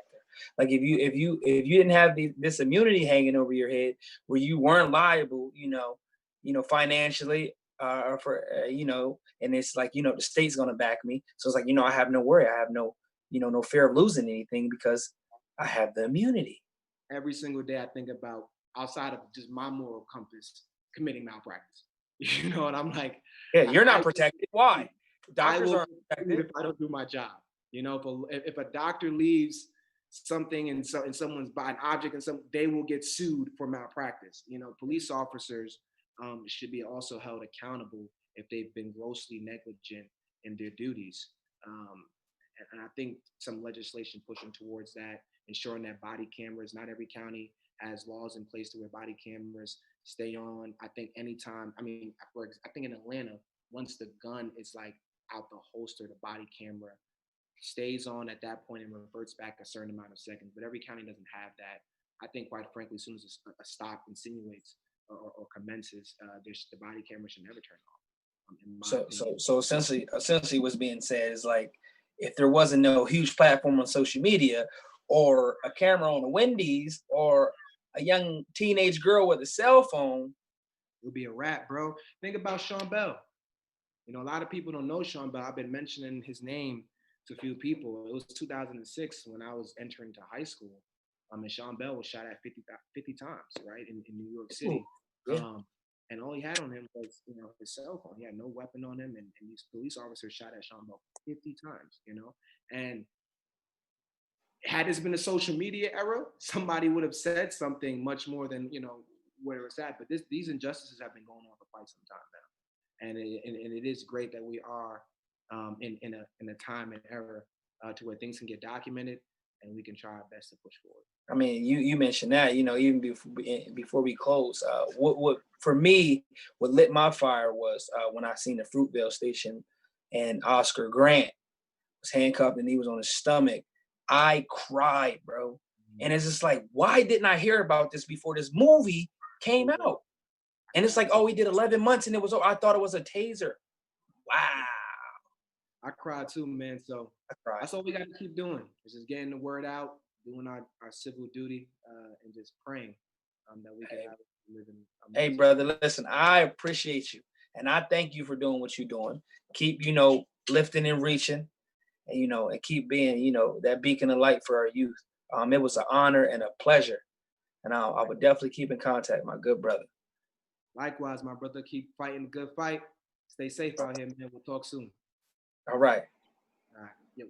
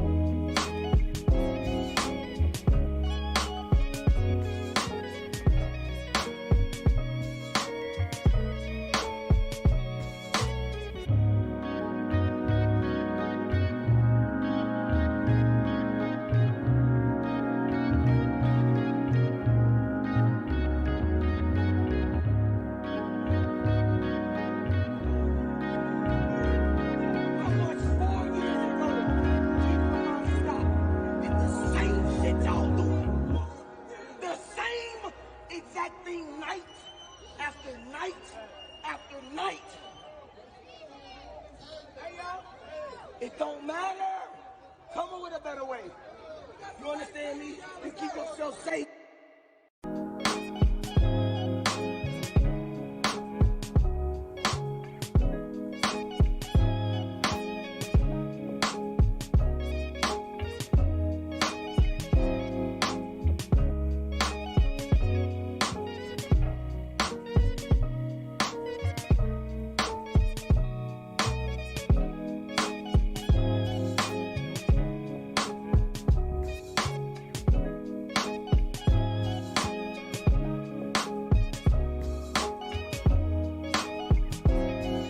All right, Judge Johnson, we are back with another exciting guest, Mr. Franco Vega.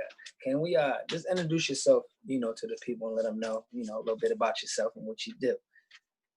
Well, first, thanks, Judge, for hosting me. My name is Franco Vega. I'm the founder and director of an organization called the Right Way Foundation, located in South Central Los Angeles.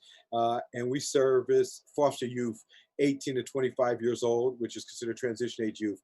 And my organization provides therapy, mental health services, and jobs simultaneously. We provide housing and things like that too, but our main ingredients is therapy and jobs. We deal with their trauma while we help them stay on the job, because we know we're the only ones that if we don't work, we don't live. We don't have a rich uncle to fall back on or some parents with a lot of money because we're in the foster care system. If we had that, we wouldn't be in the foster care system, or we wouldn't have came from the foster care system.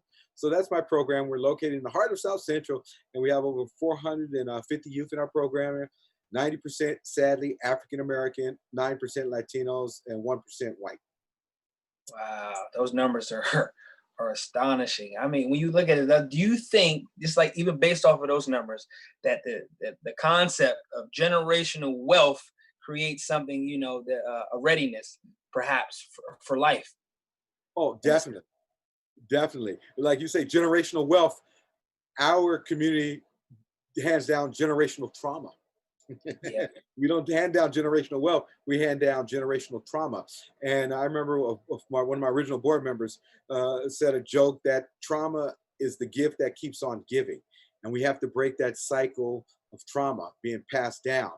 And yeah, that generational wealth, I see other friends who have had that passed down to them, and they're at an advantage, good credit, know how to open up a credit bank account, know how to have been working since they're like 12, 11 years old, paper routes, Boy Scouts, selling candy.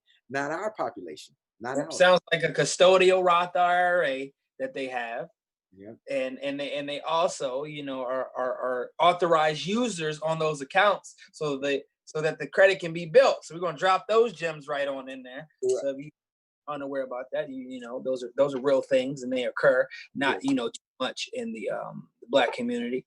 Do you as far as like, I know you said like mental health is a big thing, and I've seen it, and I've been able to be around it in the sense of from my previous job and workplace, that I'm able to identify when someone may or may not be off of meds, and I kind of feel offended when other people don't recognize it, but I can't get too jammed up about it, because one of those things like they're inexperienced to it, and there's not a lot of awareness brought to mental health, and it's a huge thing, because you said trauma, later on things can happen to you at a young age, and then when you're older it reverts back. Correct.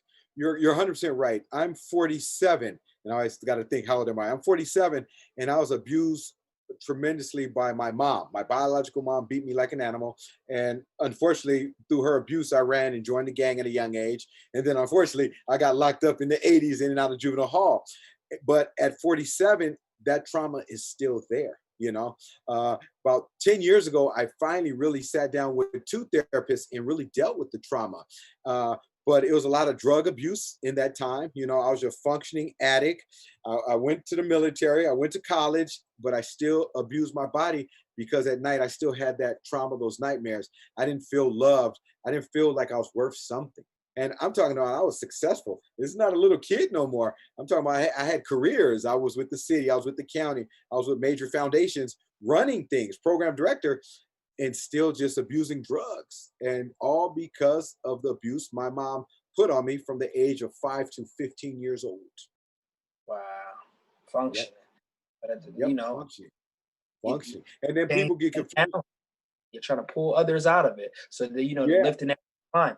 How do you feel like, the lifting as you climb type of thing, well, not a type of thing, but the philosophy of that.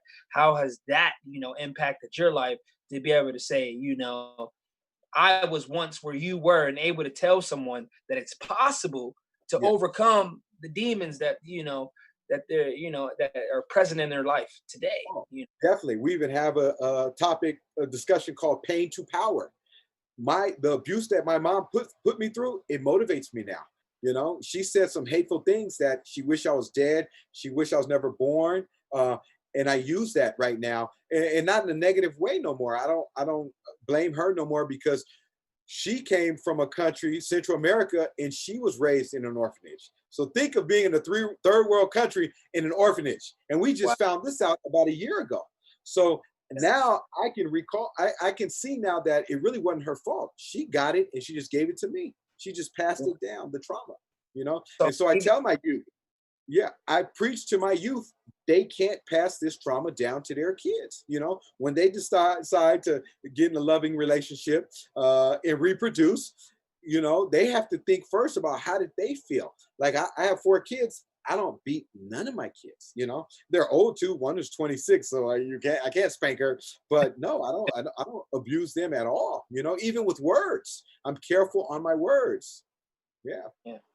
You hit it right on that learned behavior. So learned behavior is a thing that is real. So it's like, when we think about, things of our interactions with police officers, how we feel about them.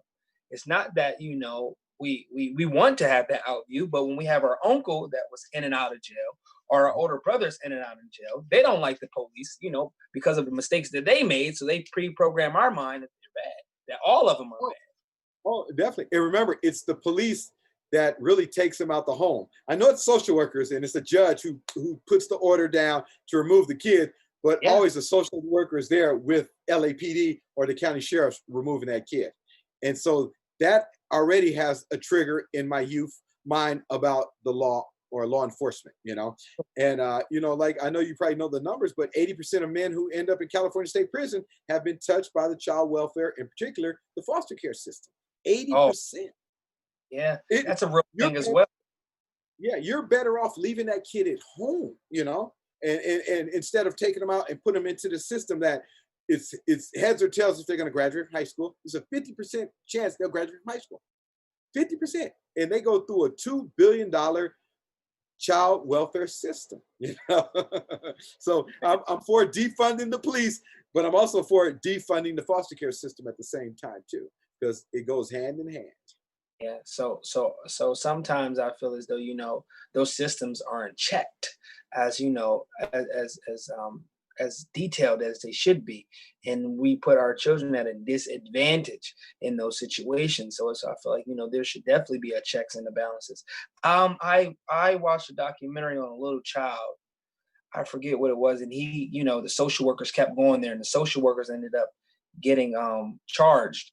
I forget, it was a little boy. I don't remember. And I think it was probably in California. It was like a little. It was Gabriel Fernandez, who was. There you go. That's the name of it. Yep. Man, I might be a big baby. Cause I just heard the last, guy we was on. I cried during that one too. Yeah. That hurt. Cause it's like it's like when you think about that type of, they protected immunity type of thing, and it's like, oh no, you're not. And it's like, same thing that should happen with other jobs. I feel like once you're dealing with someone's life, if you have the ability to control someone's life, take one's life, or, put them in any situation that alters it in a greater change, you should be held responsible as a person, because then it makes you think again. Yeah. And then the charges were dropped against the social workers. And now I believe the union is fighting to get those social workers their jobs back. Yeah. And I'm like, these unions are powerful. And I mean, I'm a union guy, but unions tend to protect bad people. I don't know, when did that change? Unions. Probably why that's probably why they had a connection with the mob back in the day. The mob loved it. So I feel like access to treatment for mental health in multicultural communities. Like, what are your your aspects on that in terms of how do you feel like is it equal, or is it or it lacks pretty much in one more than another? Well, let me back up, and then you'll probably understand how I feel about it. When I started this foundation in 2011, I was a jobs program. I was jobs. My kids were getting fired quicker than they were getting hired. And then I started to interview them why they were getting fired. And then depression came up and the trauma came up.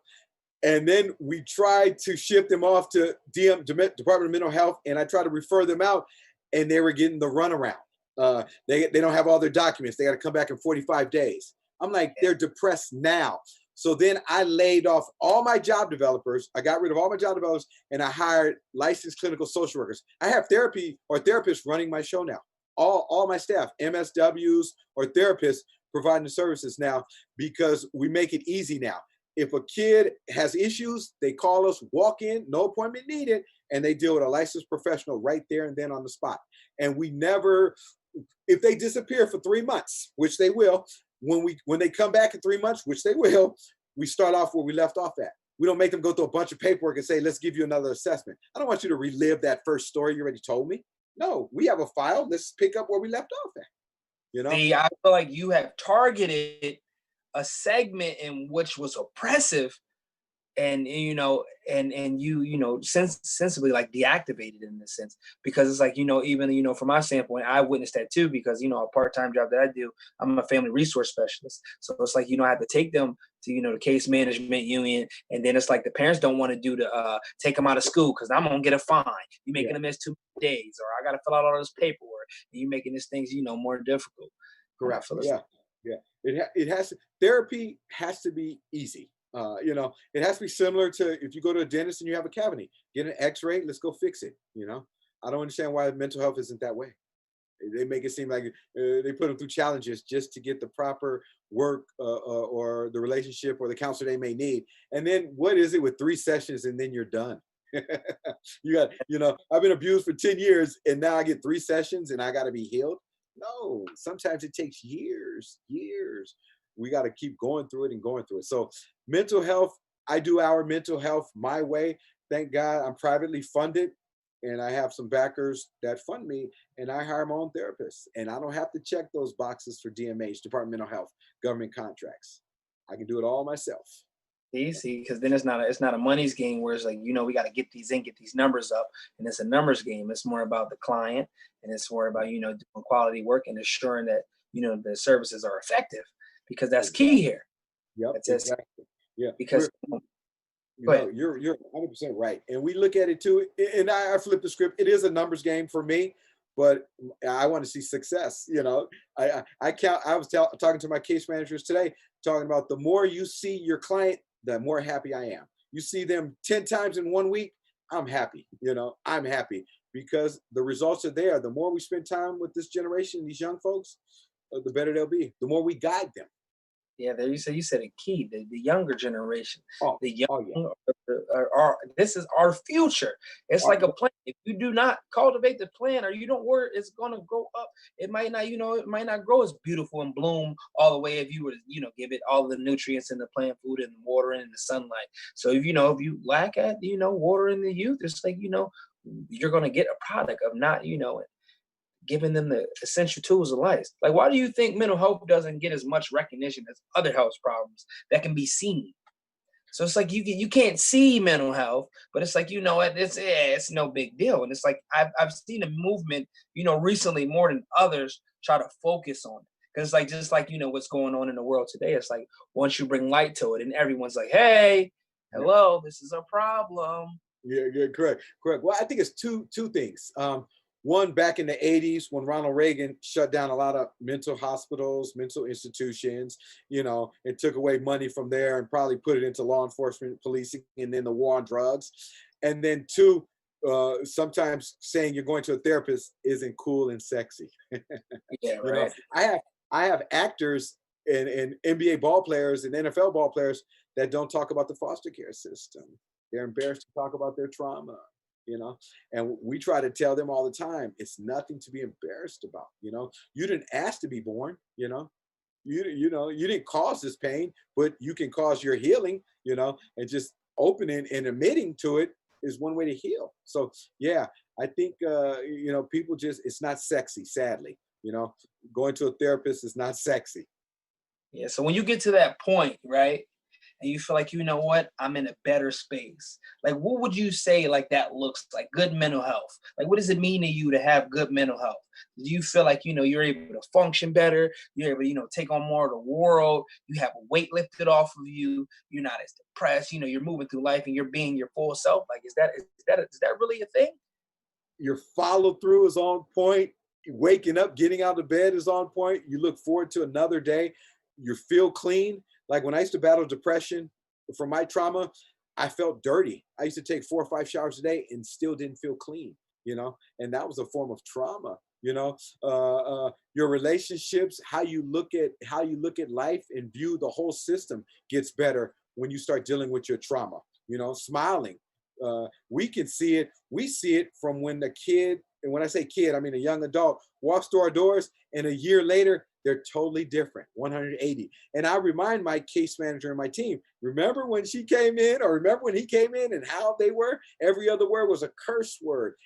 Their body language was ugly. They didn't want to deal with us. And now look at them. We can't even get them out the office.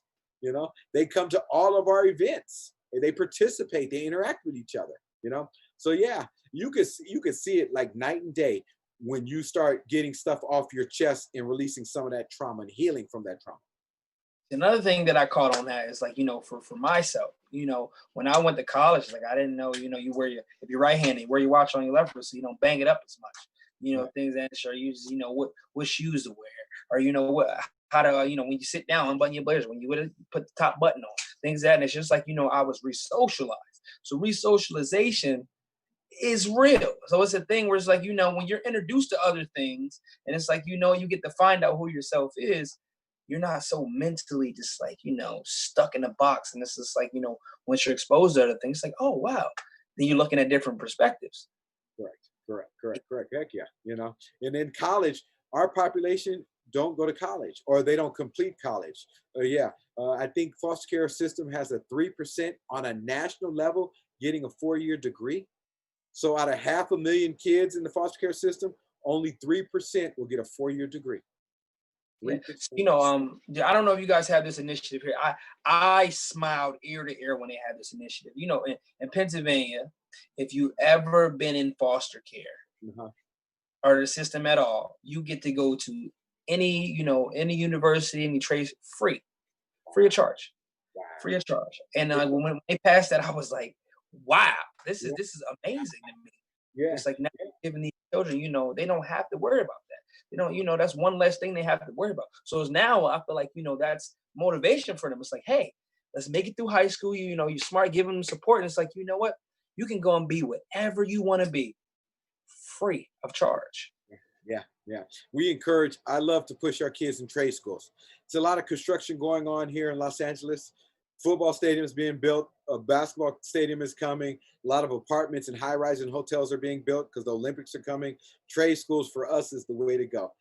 6 months, 3 months, 6 month training, certified, nice union job, paying minimum $18 an hour, where you can pay a decent rent, you're still struggling, you're not rich, but hey, you can put some food on your table and wear some decent clothes, So I believe in education, but I love the trade schools, the trades. Yeah. And that's why I love that as well. It's like, that's one thing the union does do in that situation too. After a certain amount of years of experience, you're going to get paid that money. And it enables you to be able to fight, the systematic oppression that's on individuals. And this, you get that outlook. I know my nonprofit, we're trying to look into a program where, we get you the trade job and then we get you in the community and we get you shadowing and you're able to see that. Cause it's like, I feel like, in our community, it's more so like, you don't get to see individuals doing other things, other than, the crimes that are in the paper, because, paper is one of the things that puts out a lot of negativity. It's like, oh, you heard who got shot. But like, even for me, it was like, you didn't hear, that I was 27 and I became a judge. You didn't hear that in the paper, but a paper in Baltimore write it, but not in my own city. Correct. Yeah. It's like, we believe right what you're saying. You see it, you can be it, You can't see it, you can't be it, So, we have to start showing our youth, We have to start showing our youth, and we have to take them out, We have to take them to go meet a judge that looks like them,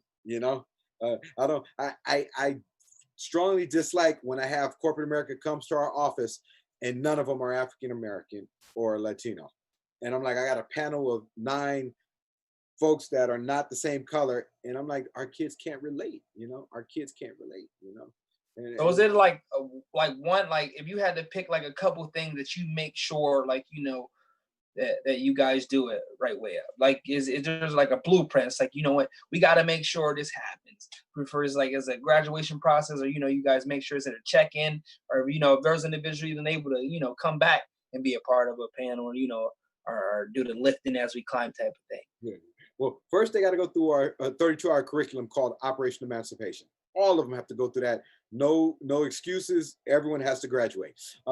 Then after, we have to, if they're not job ready, we have to put them on a paid internship. I got to start giving them some kind of experience, listening to some kind of supervisors following orders, And then after they do the internship, then we place them on a regular job, and then we celebrate their success every time we have one.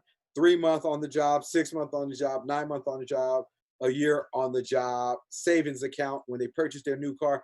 Anything you would celebrate your biological kid, we celebrate our kids at Right Way. Anything from birthday to anniversaries. Yeah, because we believe celebrating the small things builds their self-esteem, And then when they build them small bricks, next thing you know, they have a solid foundation. And the foundation is very important at the Right Way. It's very important. It was like, he's like when we even said that, it's like when I was hearing about, when they go to jobs and they're getting in trouble for stuff. It's like, so you guys are like touching on social etiquettes. Are those some certain things that you guys touch on? And as far as like, even like some of them they don't have the father, or it's like, if you're pulled over by the police, or if, if these things are happening, this is how you handle it, make sure you have good posture, make sure you shake hands, look in the eyes, things of those natures. Yeah, correct. We have to go through all those are all the basics that traditional parents train their kids, their biological kids when they're younger. We even took it a step further, and we're training companies on how to be trauma informed, on how to work with our population. You know, we make all of our companies like Bloomingdale's. We're talking about big companies, Bloomingdale's, which is owned by Macy's, AEG, which owns the arena where the Lakers play at, and they're 40% owners of the Lakers, and they have stadiums throughout the whole world from here to China. So we teach these companies on being trauma informed, so now they can be mentors. Because in the end of the day, you don't want to fire the kid because that costs you money. You want to keep that kid. You want to keep that worker. So we train our supervisors on how to become mentors on the spot, you know, and without crossing that imaginary line. You know, if the kid does something tremendously bad, comes to work smelling like marijuana and drunk or stealing, you got to terminate the kid. But if they're coming not smelling, they're not fresh, hygiene, or their wrinkled clothes, you know, talk to them, see what's going on. 9 times out of 10, they're probably homeless, you know, and you shouldn't fire a kid because he's homeless. He showed up for work. Give him that credit. Because if I don't have a place to stay, I'm not going into my office tomorrow, you know. So that's what we have. We started to teach corporate America how to be trauma informed with our population. And it's been very successful. Imagine if, you know, some of our officers, judges or things like that was trauma informed. That would be beautiful, because I feel like you would have more people that are more compassionate and understanding of, you know, situations. Oh, definitely. We've trained the LA City Attorney's Office on trauma informed because they approached us because they started to notice that they're prosecuting a lot of foster kids. And they came up to us and said, wait a minute, this is not benefiting us. We know these poor babies didn't ask to be in the foster care system, but why is it mostly them we're prosecuting?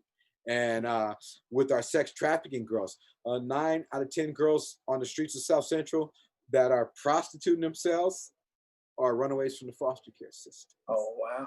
I know. It was a pleasure talking to you. I'm glad you're, you know, helping end the stigma on, you know, mental health, and the right ways, you know, stepping in there to help the foster kids and the youth. We really appreciate you. I want to thank you personally for doing that, and I appreciate you. Well, thank you, Your Honor, for hosting me, brother. You mean a lot. I'm gonna promote you to all of our youth in our program. They're gonna see you. You can probably get some emails from them. You know, hey, you're a role I need a model. reason to come to LA. Good to go. We'll invite you, and we'll take care of you out here, brother. I promise you. All righty. Thank you. There are new developments in the death of George Floyd, the unarmed black man in Minneapolis who died in police custody. I can't breathe. I can't breathe. I can't breathe. You're the king? I can't breathe. And you never told us? Black people, we ain't just black people. Yeah, I bet they want us gone for good. They used to sell us for the goods, yeah. Cause we just black people. Yeah, it's people sinning every day. It ain't just black people. Yeah, we ain't just black people. Yeah, I bet they want us gone for good. They used to sell us for the goods, yeah. Cause we just black people, yeah. It's people killing every day, it ain't just Northside baby engraved with a needle. Put us in grace, get away is illegal. I cannot bow to the face of an eagle. Home of the brave is a brave for my people. Drowning in 10,000 lakes full of evil. Black on black crime, no excuse to be lethal. They take a brother, they take brother me too. I lost a brother from crime in the streets too. I do not care to compare, it ain't equal. Black man arrested and he lost his life. Won't be the same if the skin color changed. White man that shot up the church still alive. Philando got shot in his girlfriend face. She never got to be called his wife. Police that shot him beat that case. He got to make it back home to his wife, yeah. What's worse than dying from something that was supposed to protect your life? How would my mama feel knowing I was the next to die? They used to put shackles on our feet, feel like I'm next in line. Yeah, I go crazy for my black people. Black people, we ain't just black people. Yeah, I bet they want us gone for good. They used to sell us for the goods, yeah. Cause we just black people. Hurts me deep down inside, bro. Like something needs to be done. We ain't just black people. Yeah, I bet they want us gone for good. They used to sell us for the goods, yeah. Cause we just black people, yeah. It's people killing every day, it ain't just black people. They rather see us when we black and blue. Hands on their weapons when they spot us as we passing through. No matter who, and black woman got too much attitude. So they say, girl, speak your truth, I can't be mad at you. I see reflections of myself at 9 and 10 when I see a group of kids same color as my skin. Back when the only thing I worry about was recess with my friends. When nobody ever told me all that fun was bound to end. You can't be black and be a kid. playing cops and robbers. You can't be toying with your life like that, them cops and robbers. You can't be black while wearing hoodies, or you Trayvon Martin. You can't be black while in your car, you might be Floyd. I mean God, cause we just black people. This as more protests erupt overnight in American cities, the anger growing across the country from New York to Denver to Los Angeles following the death of George Floyd in police custody. Sinning every day, it ain't just black people. Yeah. We ain't just black people. Yeah.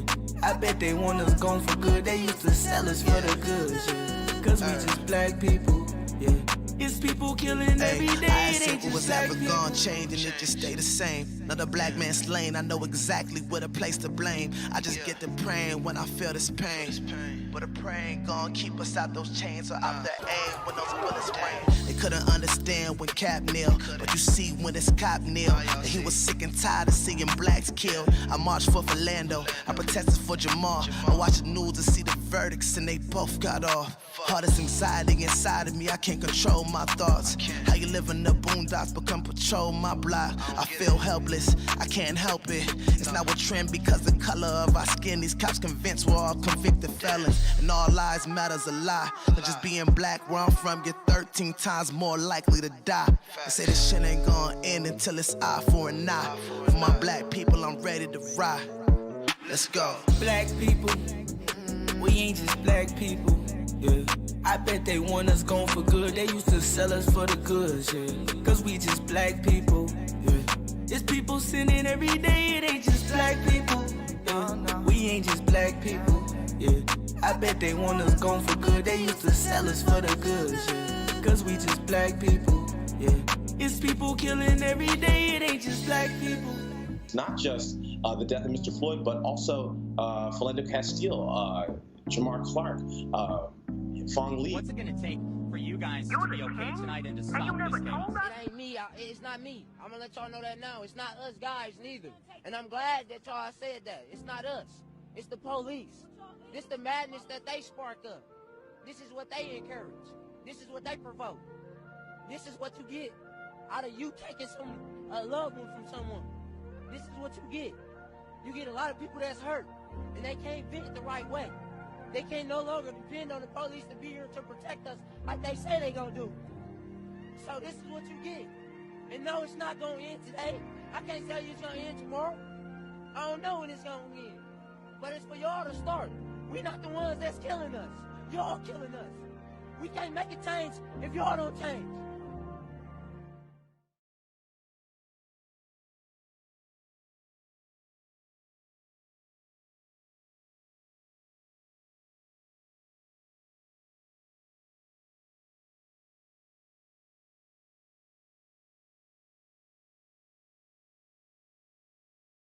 What's up, everyone? My name is Jahari Noel. I'm a singer from Chicago, and I'm so happy to be here with you guys. Shout out to Dash Radio for having me on this, and I'm just happy to be in a space where we can bring light and love to Black voices and Black lives, and today we're celebrating Philando Castile. Last week, we celebrated Breonna Taylor and the Say Her Name movement, and I just think these are things that we have to keep on doing. We have to keep bringing love and light to this. So without further ado, I'm going to start off my set with this first song. It's called Regrets. It's a song about comparison and how sometimes as creatives and even as people, we just compare ourselves to others around us, and it's so important not to do that. So if this has ever been you, I hope you enjoy this song. This is Regrets. Ooh,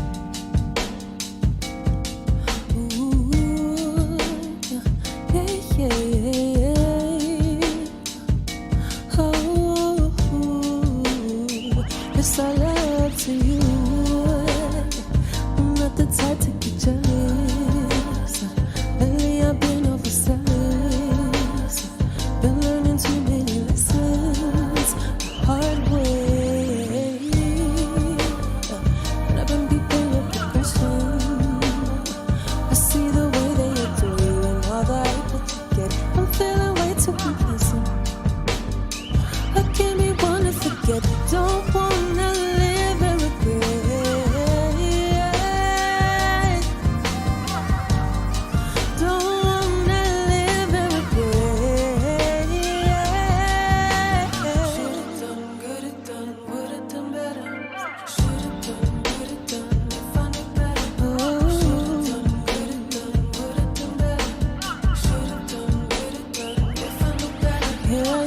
back again right where I started. I see you moving miles away from where you started. I'm losing focus, trying to keep up with your glow. It's funny cause you probably never even really know. See, the cool thing is to keep it all together. Only show you shine, I like the times you're doing better. The perfect disguise. Just silence the times you have these battles in your mind. Should've done, could've done. Should've done, could've done. Should've done, could've done. Should've done, could've done. Don't wanna live and regret. Don't wanna live and regret. So nobody's perfect, we're full of mistakes. And living in the past doesn't change your fate. Gotta lock in on yourself, focusing on you. No more living in what you're going through.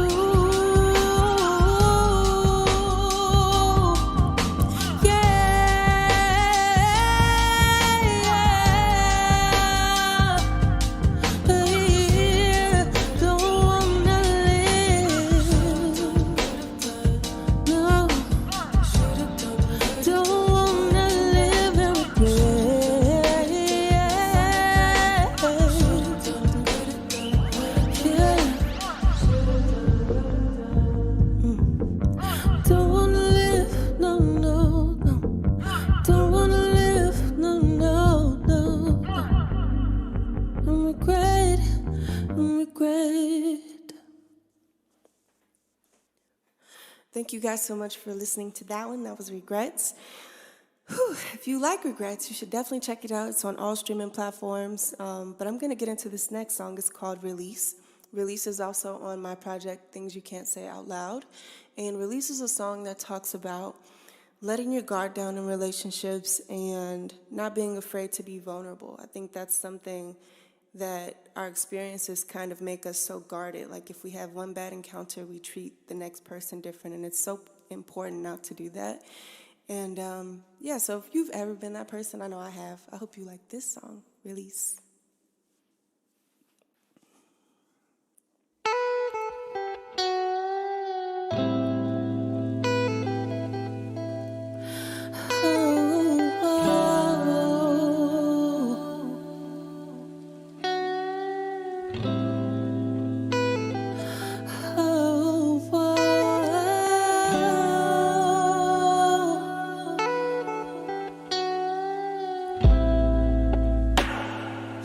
I'll do everything I can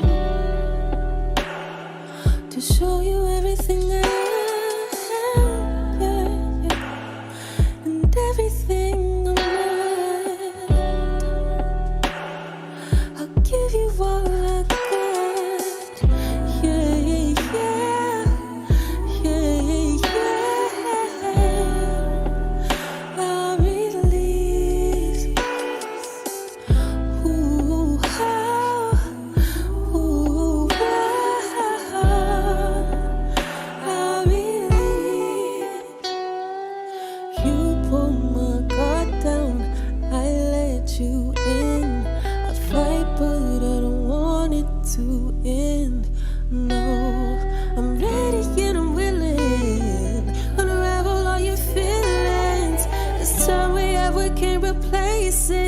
Show me where you wanna take it, yeah, yeah, yeah, yeah. I release. Ooh, ooh, I release. Yeah, I look in your eyes and I see you've been hiding in me. Confiding with ease. You caught me by surprise. You've been open all night with me. It's been alright. A release. Make me feel like I'm lost. Fill you up with wild thoughts. Keep me wanting more. I'll do the same. Make you feel like you're lost without me. Fill you up with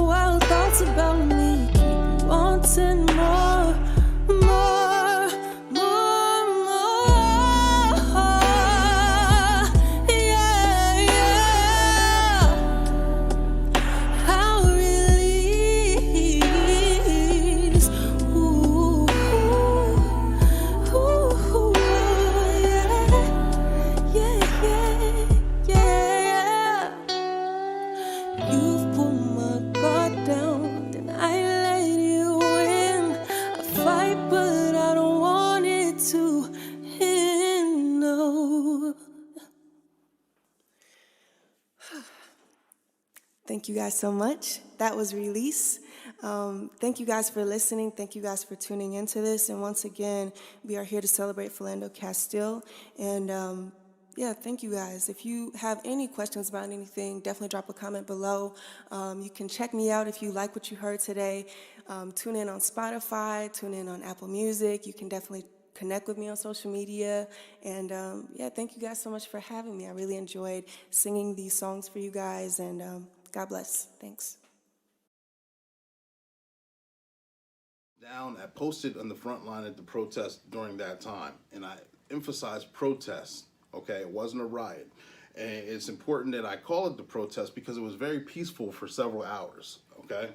Only when innocent people were assaulted, officers were assaulted from those jurisdictional agencies, and property was damaged where other police departments called in. That is a fact, okay? With that being said, while standing on the front line, I was called Uncle Tom, I was called sellout, disgrace, bitch, nigger, puppet, and the list goes on and on. Those are some of the names that the protesters called me, the black protesters. I was lectured, I was ridiculed, I was condemned for my choice of occupation. I had a glass jar full of relish thrown at me along with other items. They were later blocked. Often, I was questioned about being the only black person on the wrong side while there at the protest. I never joined this profession to hurt people or watch them get hurt either. However, I don't take those things personally. I understand the pain and the frustration of many black people in this country from the past and present. I do understand the distrust, and I understand the outcry for justice and equality.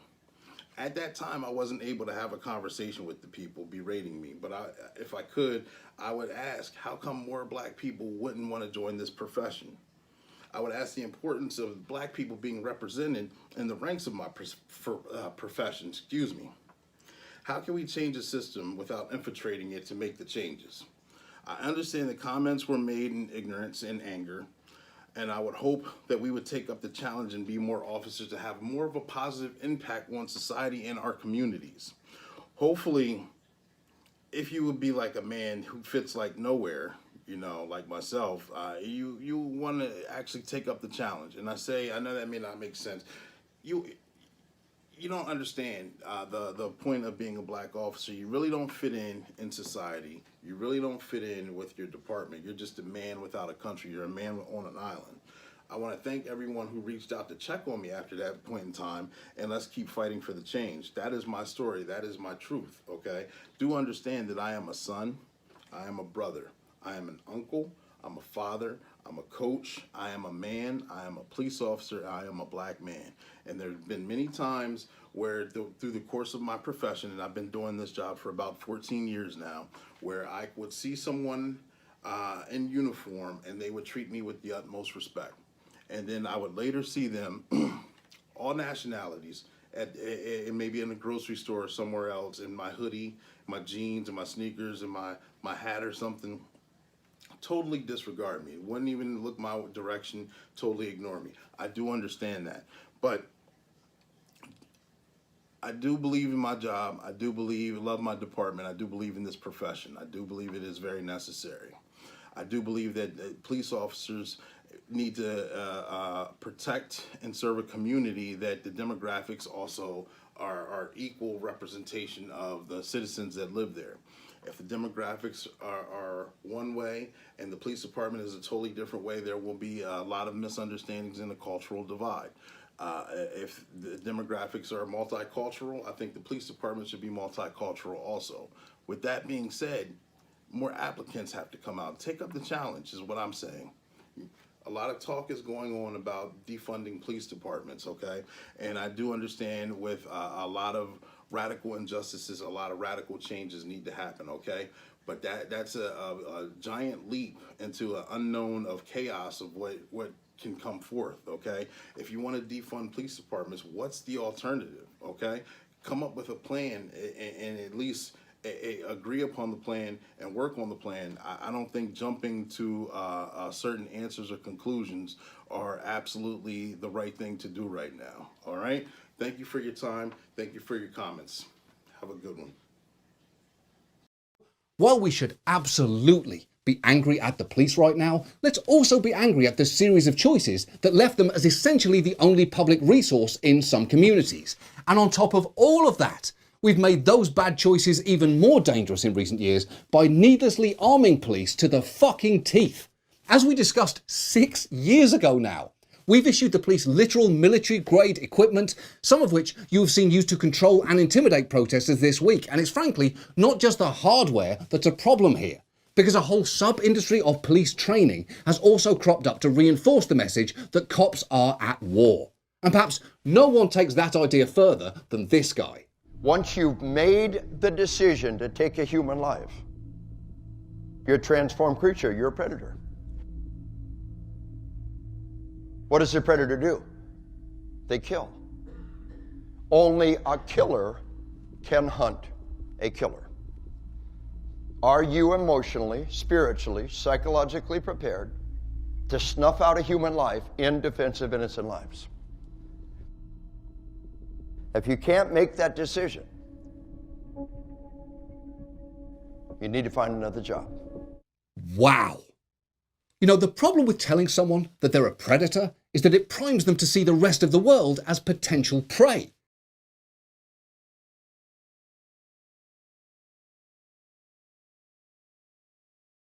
Did you guys see that shooting that happened 2 days ago? Because don't worry, if you missed it, there was another one yesterday. Baton Rouge, Louisiana, and Falcon Heights, Minnesota. 2 videos in 2 days of police fatally shooting 2 black men who, when you watch the video, did nothing to warrant them losing their lives. You know what makes these incidents even more painful is the fact that there are some people who don't even think that this police problem exists. America has a problem within its police force. And although this is a problem that disproportionately affects black people, it's not just a black problem. This is an American problem. James Steyer. Mr. Officer, Mr. Officer, you're killing us. Mr. Officer, what if that was my brother? What if that was my dad? What if that was my uncle? What if they were all I had? Mr. Officer, Mr. Officer, you're killing us. Mr. Officer, what if that was my brother? What if that was my dad? What if that was my uncle? What if that was all I had? We got pulled over for a busted tail light in the back. They killed my boyfriend. He's licensed. He's licensed to carry. He was trying to get out his ID and his wallet out his pocket, and he let the officer know that he had a firearm and he was reaching for his wallet. Told to get his hand out. You told him to get his ID, sir, and his driver's license. Y'all supposed to be the heroes, though. You know, protect and serve. Y'all taking us off of the earth. I see the police and they fuck with my nerves. They pulling me over. I'm showing them both of my hands and watching my words. I got insurance, no warranty. Pointing his gun like he want to blow it. Tell me why we gotta die. He went for his wallet, reached for a gun. You think that's some shit he'll try on a cop? He can't breathe and you still choking him, man. Why would he lie? Your knee in his neck. You ain't gotta do all that. It's one against 5. R.I.P. Mr. Officer, Mr. Officer, Mr. Officer, yeah, Mr. Officer, what if that was my brother? What if that was my brother? What if that was my dad? What if that was my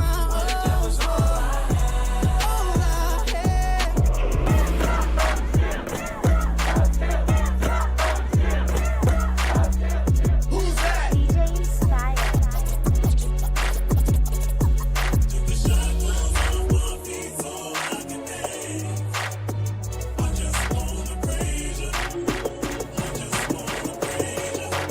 Shackles on my feet, yeah, they won't let me be. Won't you set me free? Pray this on me. Shackles on my feet, oh, they won't let me be. Won't you set me free? Pray this on me. Pray this all on me. Let me go.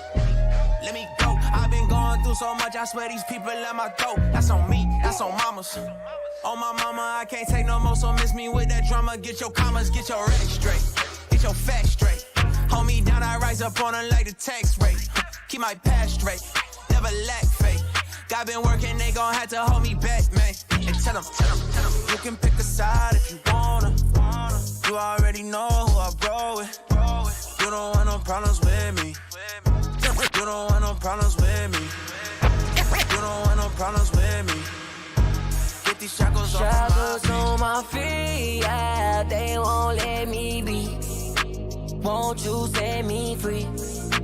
Pray this on me. Pray this on. I got them shackles off my feet, yeah, yeah. Can't put me back up in the streets, yeah, yeah. I couldn't move, but now I'm free, yeah, yeah. I got them shackles on my feet, yeah, yeah, yeah. Speaking to CNN earlier today, Castile's mother, Valerie, was quietly outraged. We're being hunted every day. It's a silent war against African-American people as a whole. Even if I told you, still wouldn't understand what happened. Rather be myself if people look at me, don't matter. A rock star nigga, just trying to keep it kosher. Trying to keep my eyes on my own paper like my teachers told me. Soon as niggas think it's over, poof, #1 on the charts, I'm there vicariously, oh there they go. Biasly pushing negative narratives, I'm ready though. Cops wanna pull me over, embarrass me. Abusing power, you never knew me, thought I was arrogant. As a juvenile, police pull their guns like they scared of me. And we used to howl, crackers treat us now, that's the scary thing. Want anything we good at and we cherish it. Now we all fed up and niggas coming back for everything. Rock stars, nigga. Just watch the news, they burning cop cars, nigga. Kill another nigga, break the law and call us outlaws, nigga. What happened? Want us to keep it peaceful. Should've seen them hating bitches' face when I bought that Lamborghini. Throw up my middle finger. Police can't catch me this up. Brand new Lamborghini, fuck a cop car. With a pistol on my hip like I'm a cop. Have you ever met a real nigga rock star? This ain't no guitar, bitch, this a clock. My Glock told me to promise you gon' squeeze me. You better let me go the day you need me.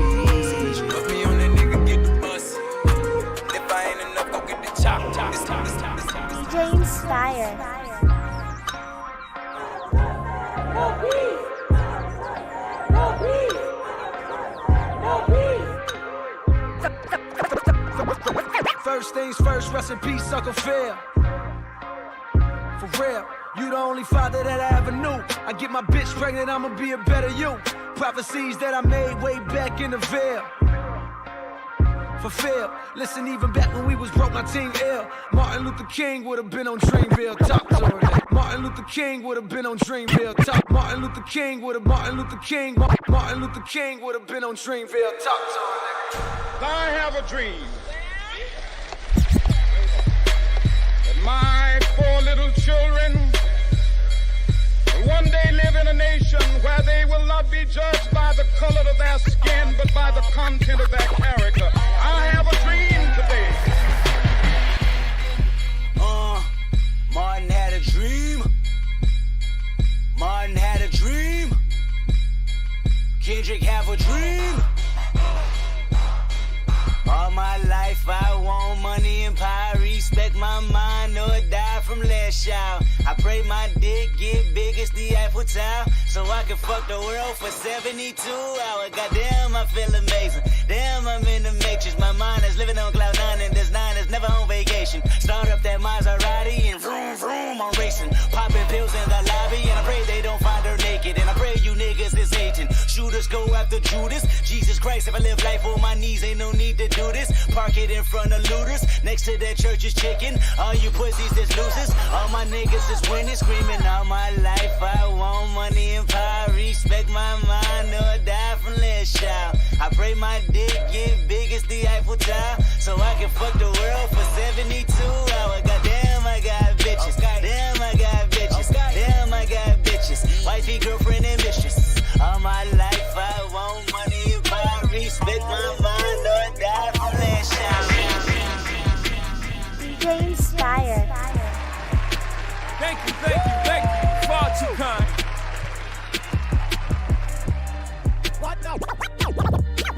Why do you have to lose? Why do you have to lose? Why do you have to lose?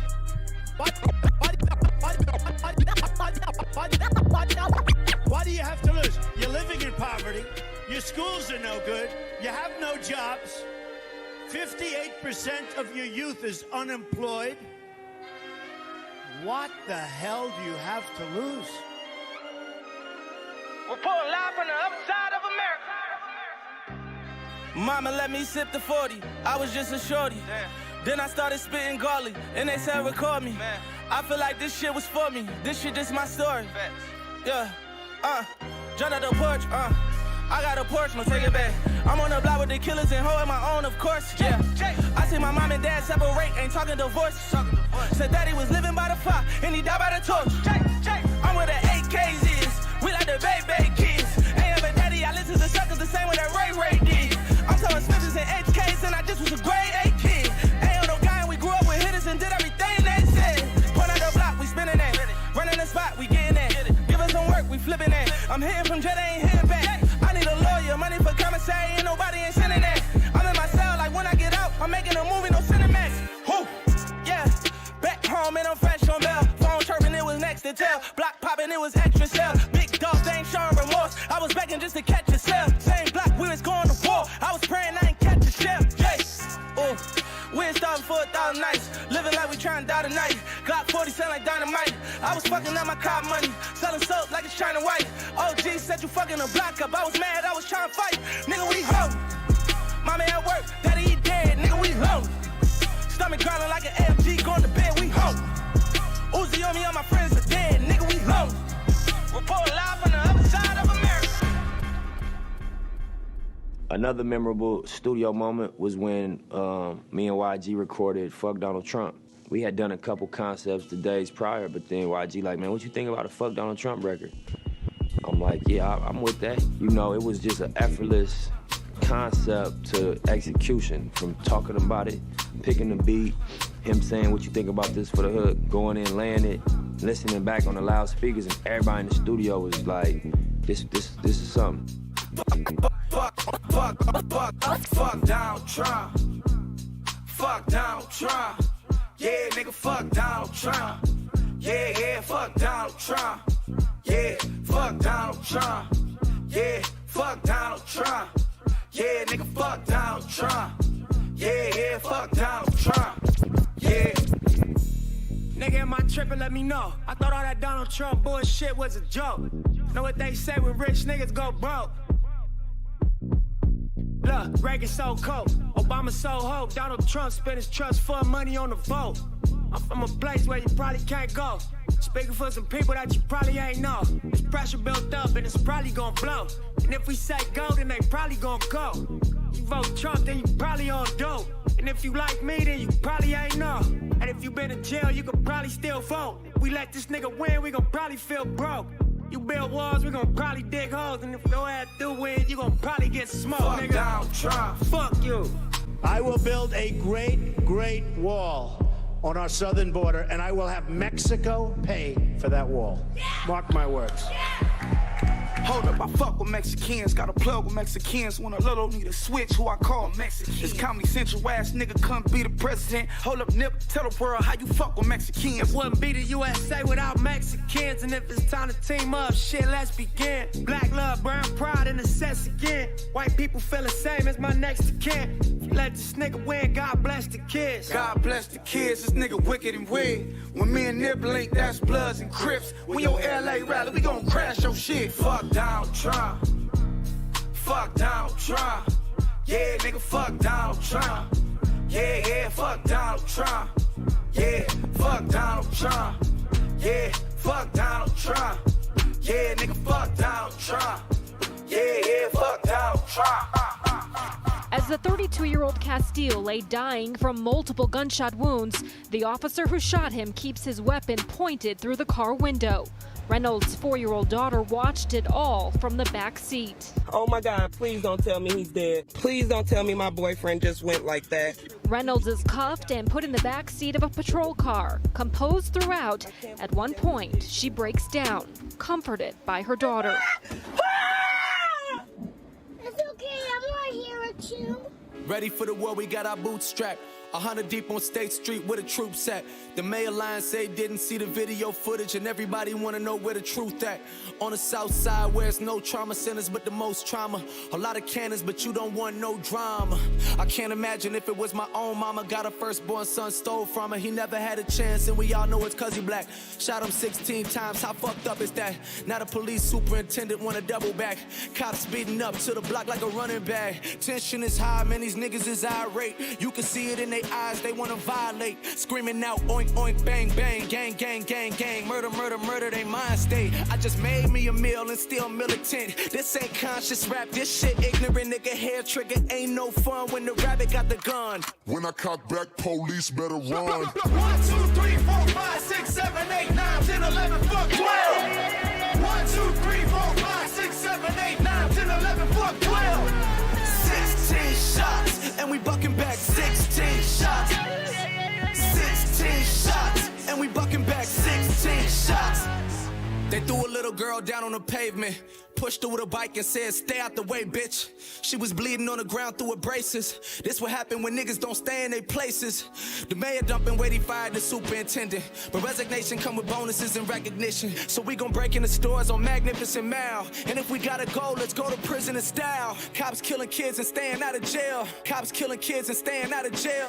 Cops killing kids and staying. Cops killing kids and cops killing kids and staying out of jail. But Bobby Shmurda can't even catch bail. So it's 1, 2, 3, 4, 5, 6. Now I got everybody yelling out for 12. 1, 2, 3, 4, 5, 6, 7, 8, 9, 10, 11, fuck 12. 1, 2, 3, 4, 5, 6, 7, 8, 9, 10, 11, fuck 12. 16 shots, and we bucking back 16 shots.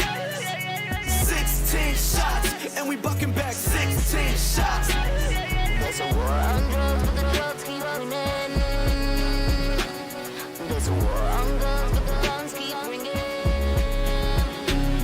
Me and Lord got a clip with an extendo, and we rolling with it hanging out the window. We on 16th riding by the police station. We might make a pork rind out of pig, bro. Somebody tell these motherfuckers keep their hands off me. I ain't a motherfucking slave, keep your chains off me. You better hope this 9mm jam on me or get blown. I hope you got your body cam turned on. Fuck a black cop too, that's the same fight. You got a badge, bitch, but you still ain't white. This for Laquan on sight. When you see Van Dyke, tell him I don't bring a knife to a gunfight. 1, 2, 3, 4, 5, 6, 7, 8, 9, 10, 11, fuck 12. 1, 2, 3, 4, 5, 6, 7, 8, 9, 10, 11, fuck 12. 16 shots, and we bucking back 16 shots. 16 shots, and we bucking back 16 shots. Show me what democracy looks like. This is what democracy looks like. Show me what democracy looks like. This is what democracy looks like. DJ Inspire.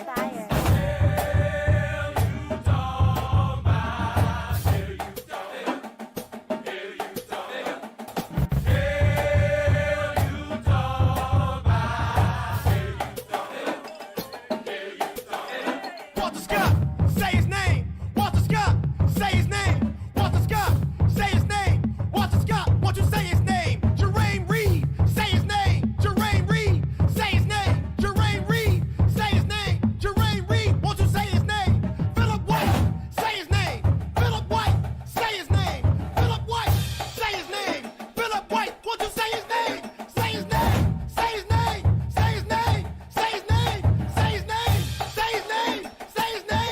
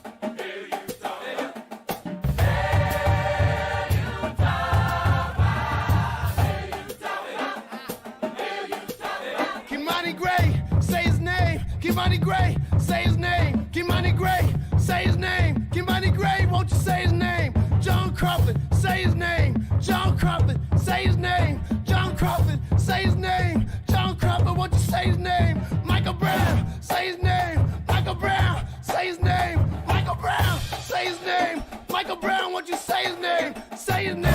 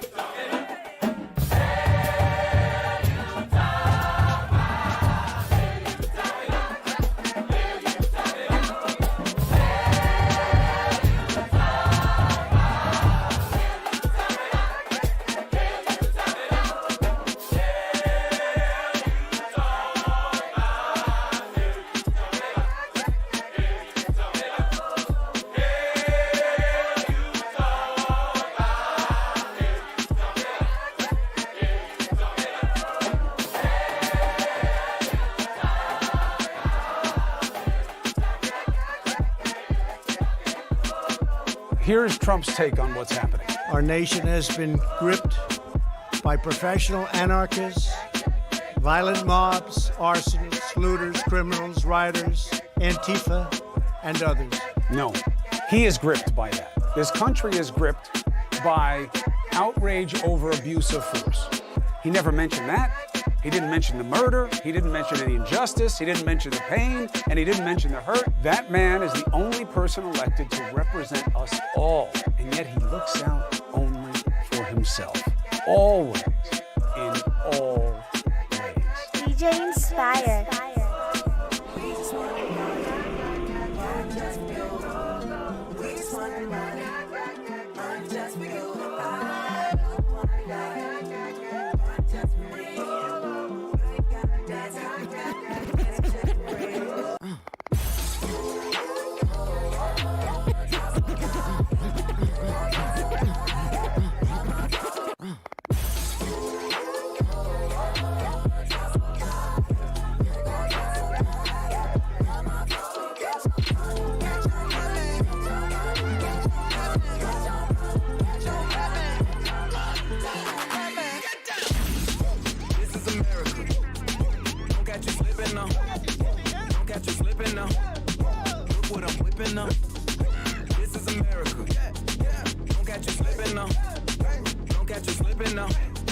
Look what I'm whipping up. I'm geeking up.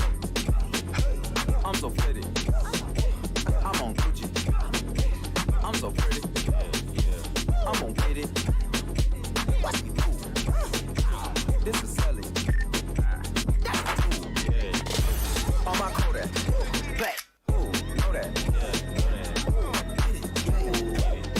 Work it. 100 bands, 100 bands, 100 bands.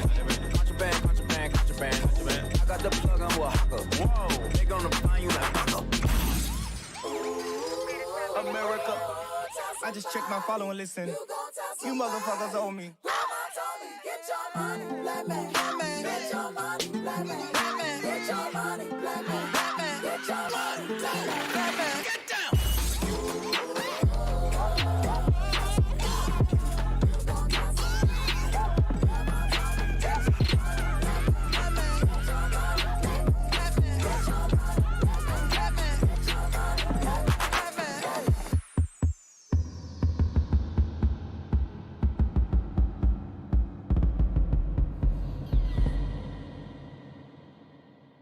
My point is like, okay, somebody was asking me like, don't you think there's good cops? Of course. But this is the thing. I think there are good and great people who are cops. Right. But I think the term good cop It's a conundrum. It's an oxymoron. Right. Because the job ain't good. The job ain't good. The machine, they are a part of a machine that's not good. They are agents of a machine that are not good. Are there good people in those roles? Absolutely. Right. Great people who really thought they were joining to make a difference and make a change. who but now find themselves currently fucking up. And I'm in denial. And it don't take no x-ray to see right through my smile. I know I be on the go. And it ain't no drink out there that can numb my soul. Oh no. All we wanna do is take the chains off. All we wanna do is break the chains off, man. All we wanna do is be free. All we wanna do is be free. All we wanna do is take the chains off. All we wanna do is break the chains off. All we wanna do is be free. All we wanna do is be free. This man kneeled on a man's neck for 8 minutes and 46 seconds. Can you imagine that? What are you signifying? That you can kneel on a man's neck for 8 minutes and 46 seconds and feel like you wouldn't get the wrath of God. He told the police he couldn't breathe. One of the hardest parts of the tape to listen to, he said, please.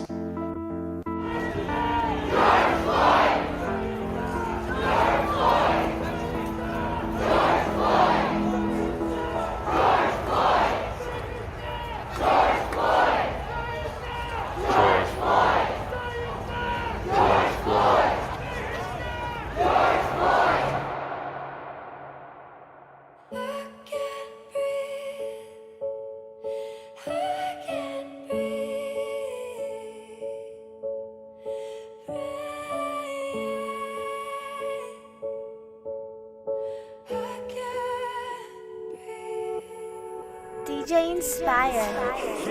This a revolution in our time. Everybody's fighting, change coming, yes. That's why it's an acronym for riot. Everybody has a voice. Don't you dare stay silent. If you say nothing, you are an accessory to violence. Let these words that are tears of our people that are crying. We can bring back hope, but not the people that are dying. It's what happens when the people you repress ask for change in the country that they built, but you've ignored and denied. This for Sandra Bland, George Floyd, and every single family. Police brutality has intervened in and destroyed. Couple bad cops can't define all you other boys. So every good cop needs to stand up and make some noise. Black, white, Asian, doesn't matter cause we can't avoid it. So let's all come together, join hands, and just get annoyed at people who believe racism makes sense in a country built of minorities, slave work employed. Nobody's born racist, man, it's something you learn, deep rooted in your brain from the day of your birth. I think it's time that we repair all of these bridges we burned and let love out of our hearts onto the cheeks we've turned. Spread love, show love, let's get rid of this curse. Don't wait for anyone to act, man, you go first. 400 years wasted, let's get rid of this hurt, cause that's the only way we'll ever see peace on earth.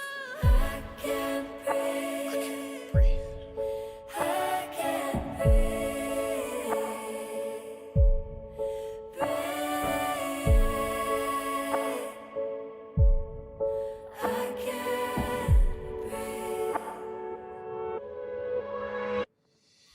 Change is what we really need.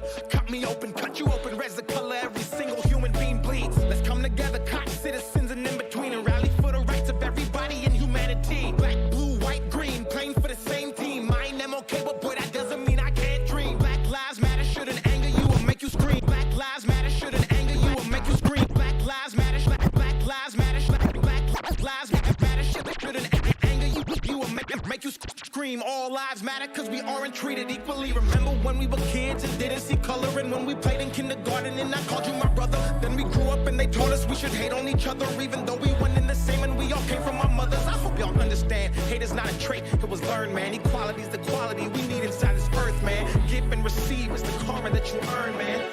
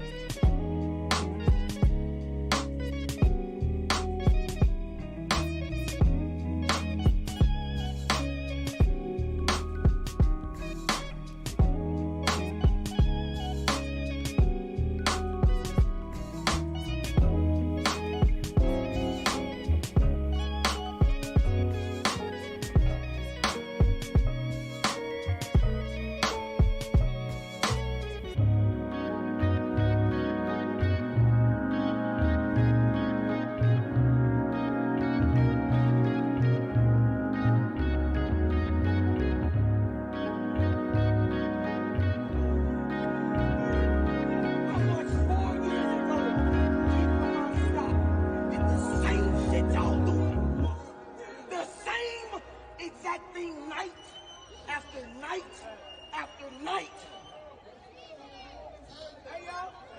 It don't matter. Come up with a better way. You understand me? You keep yourself safe.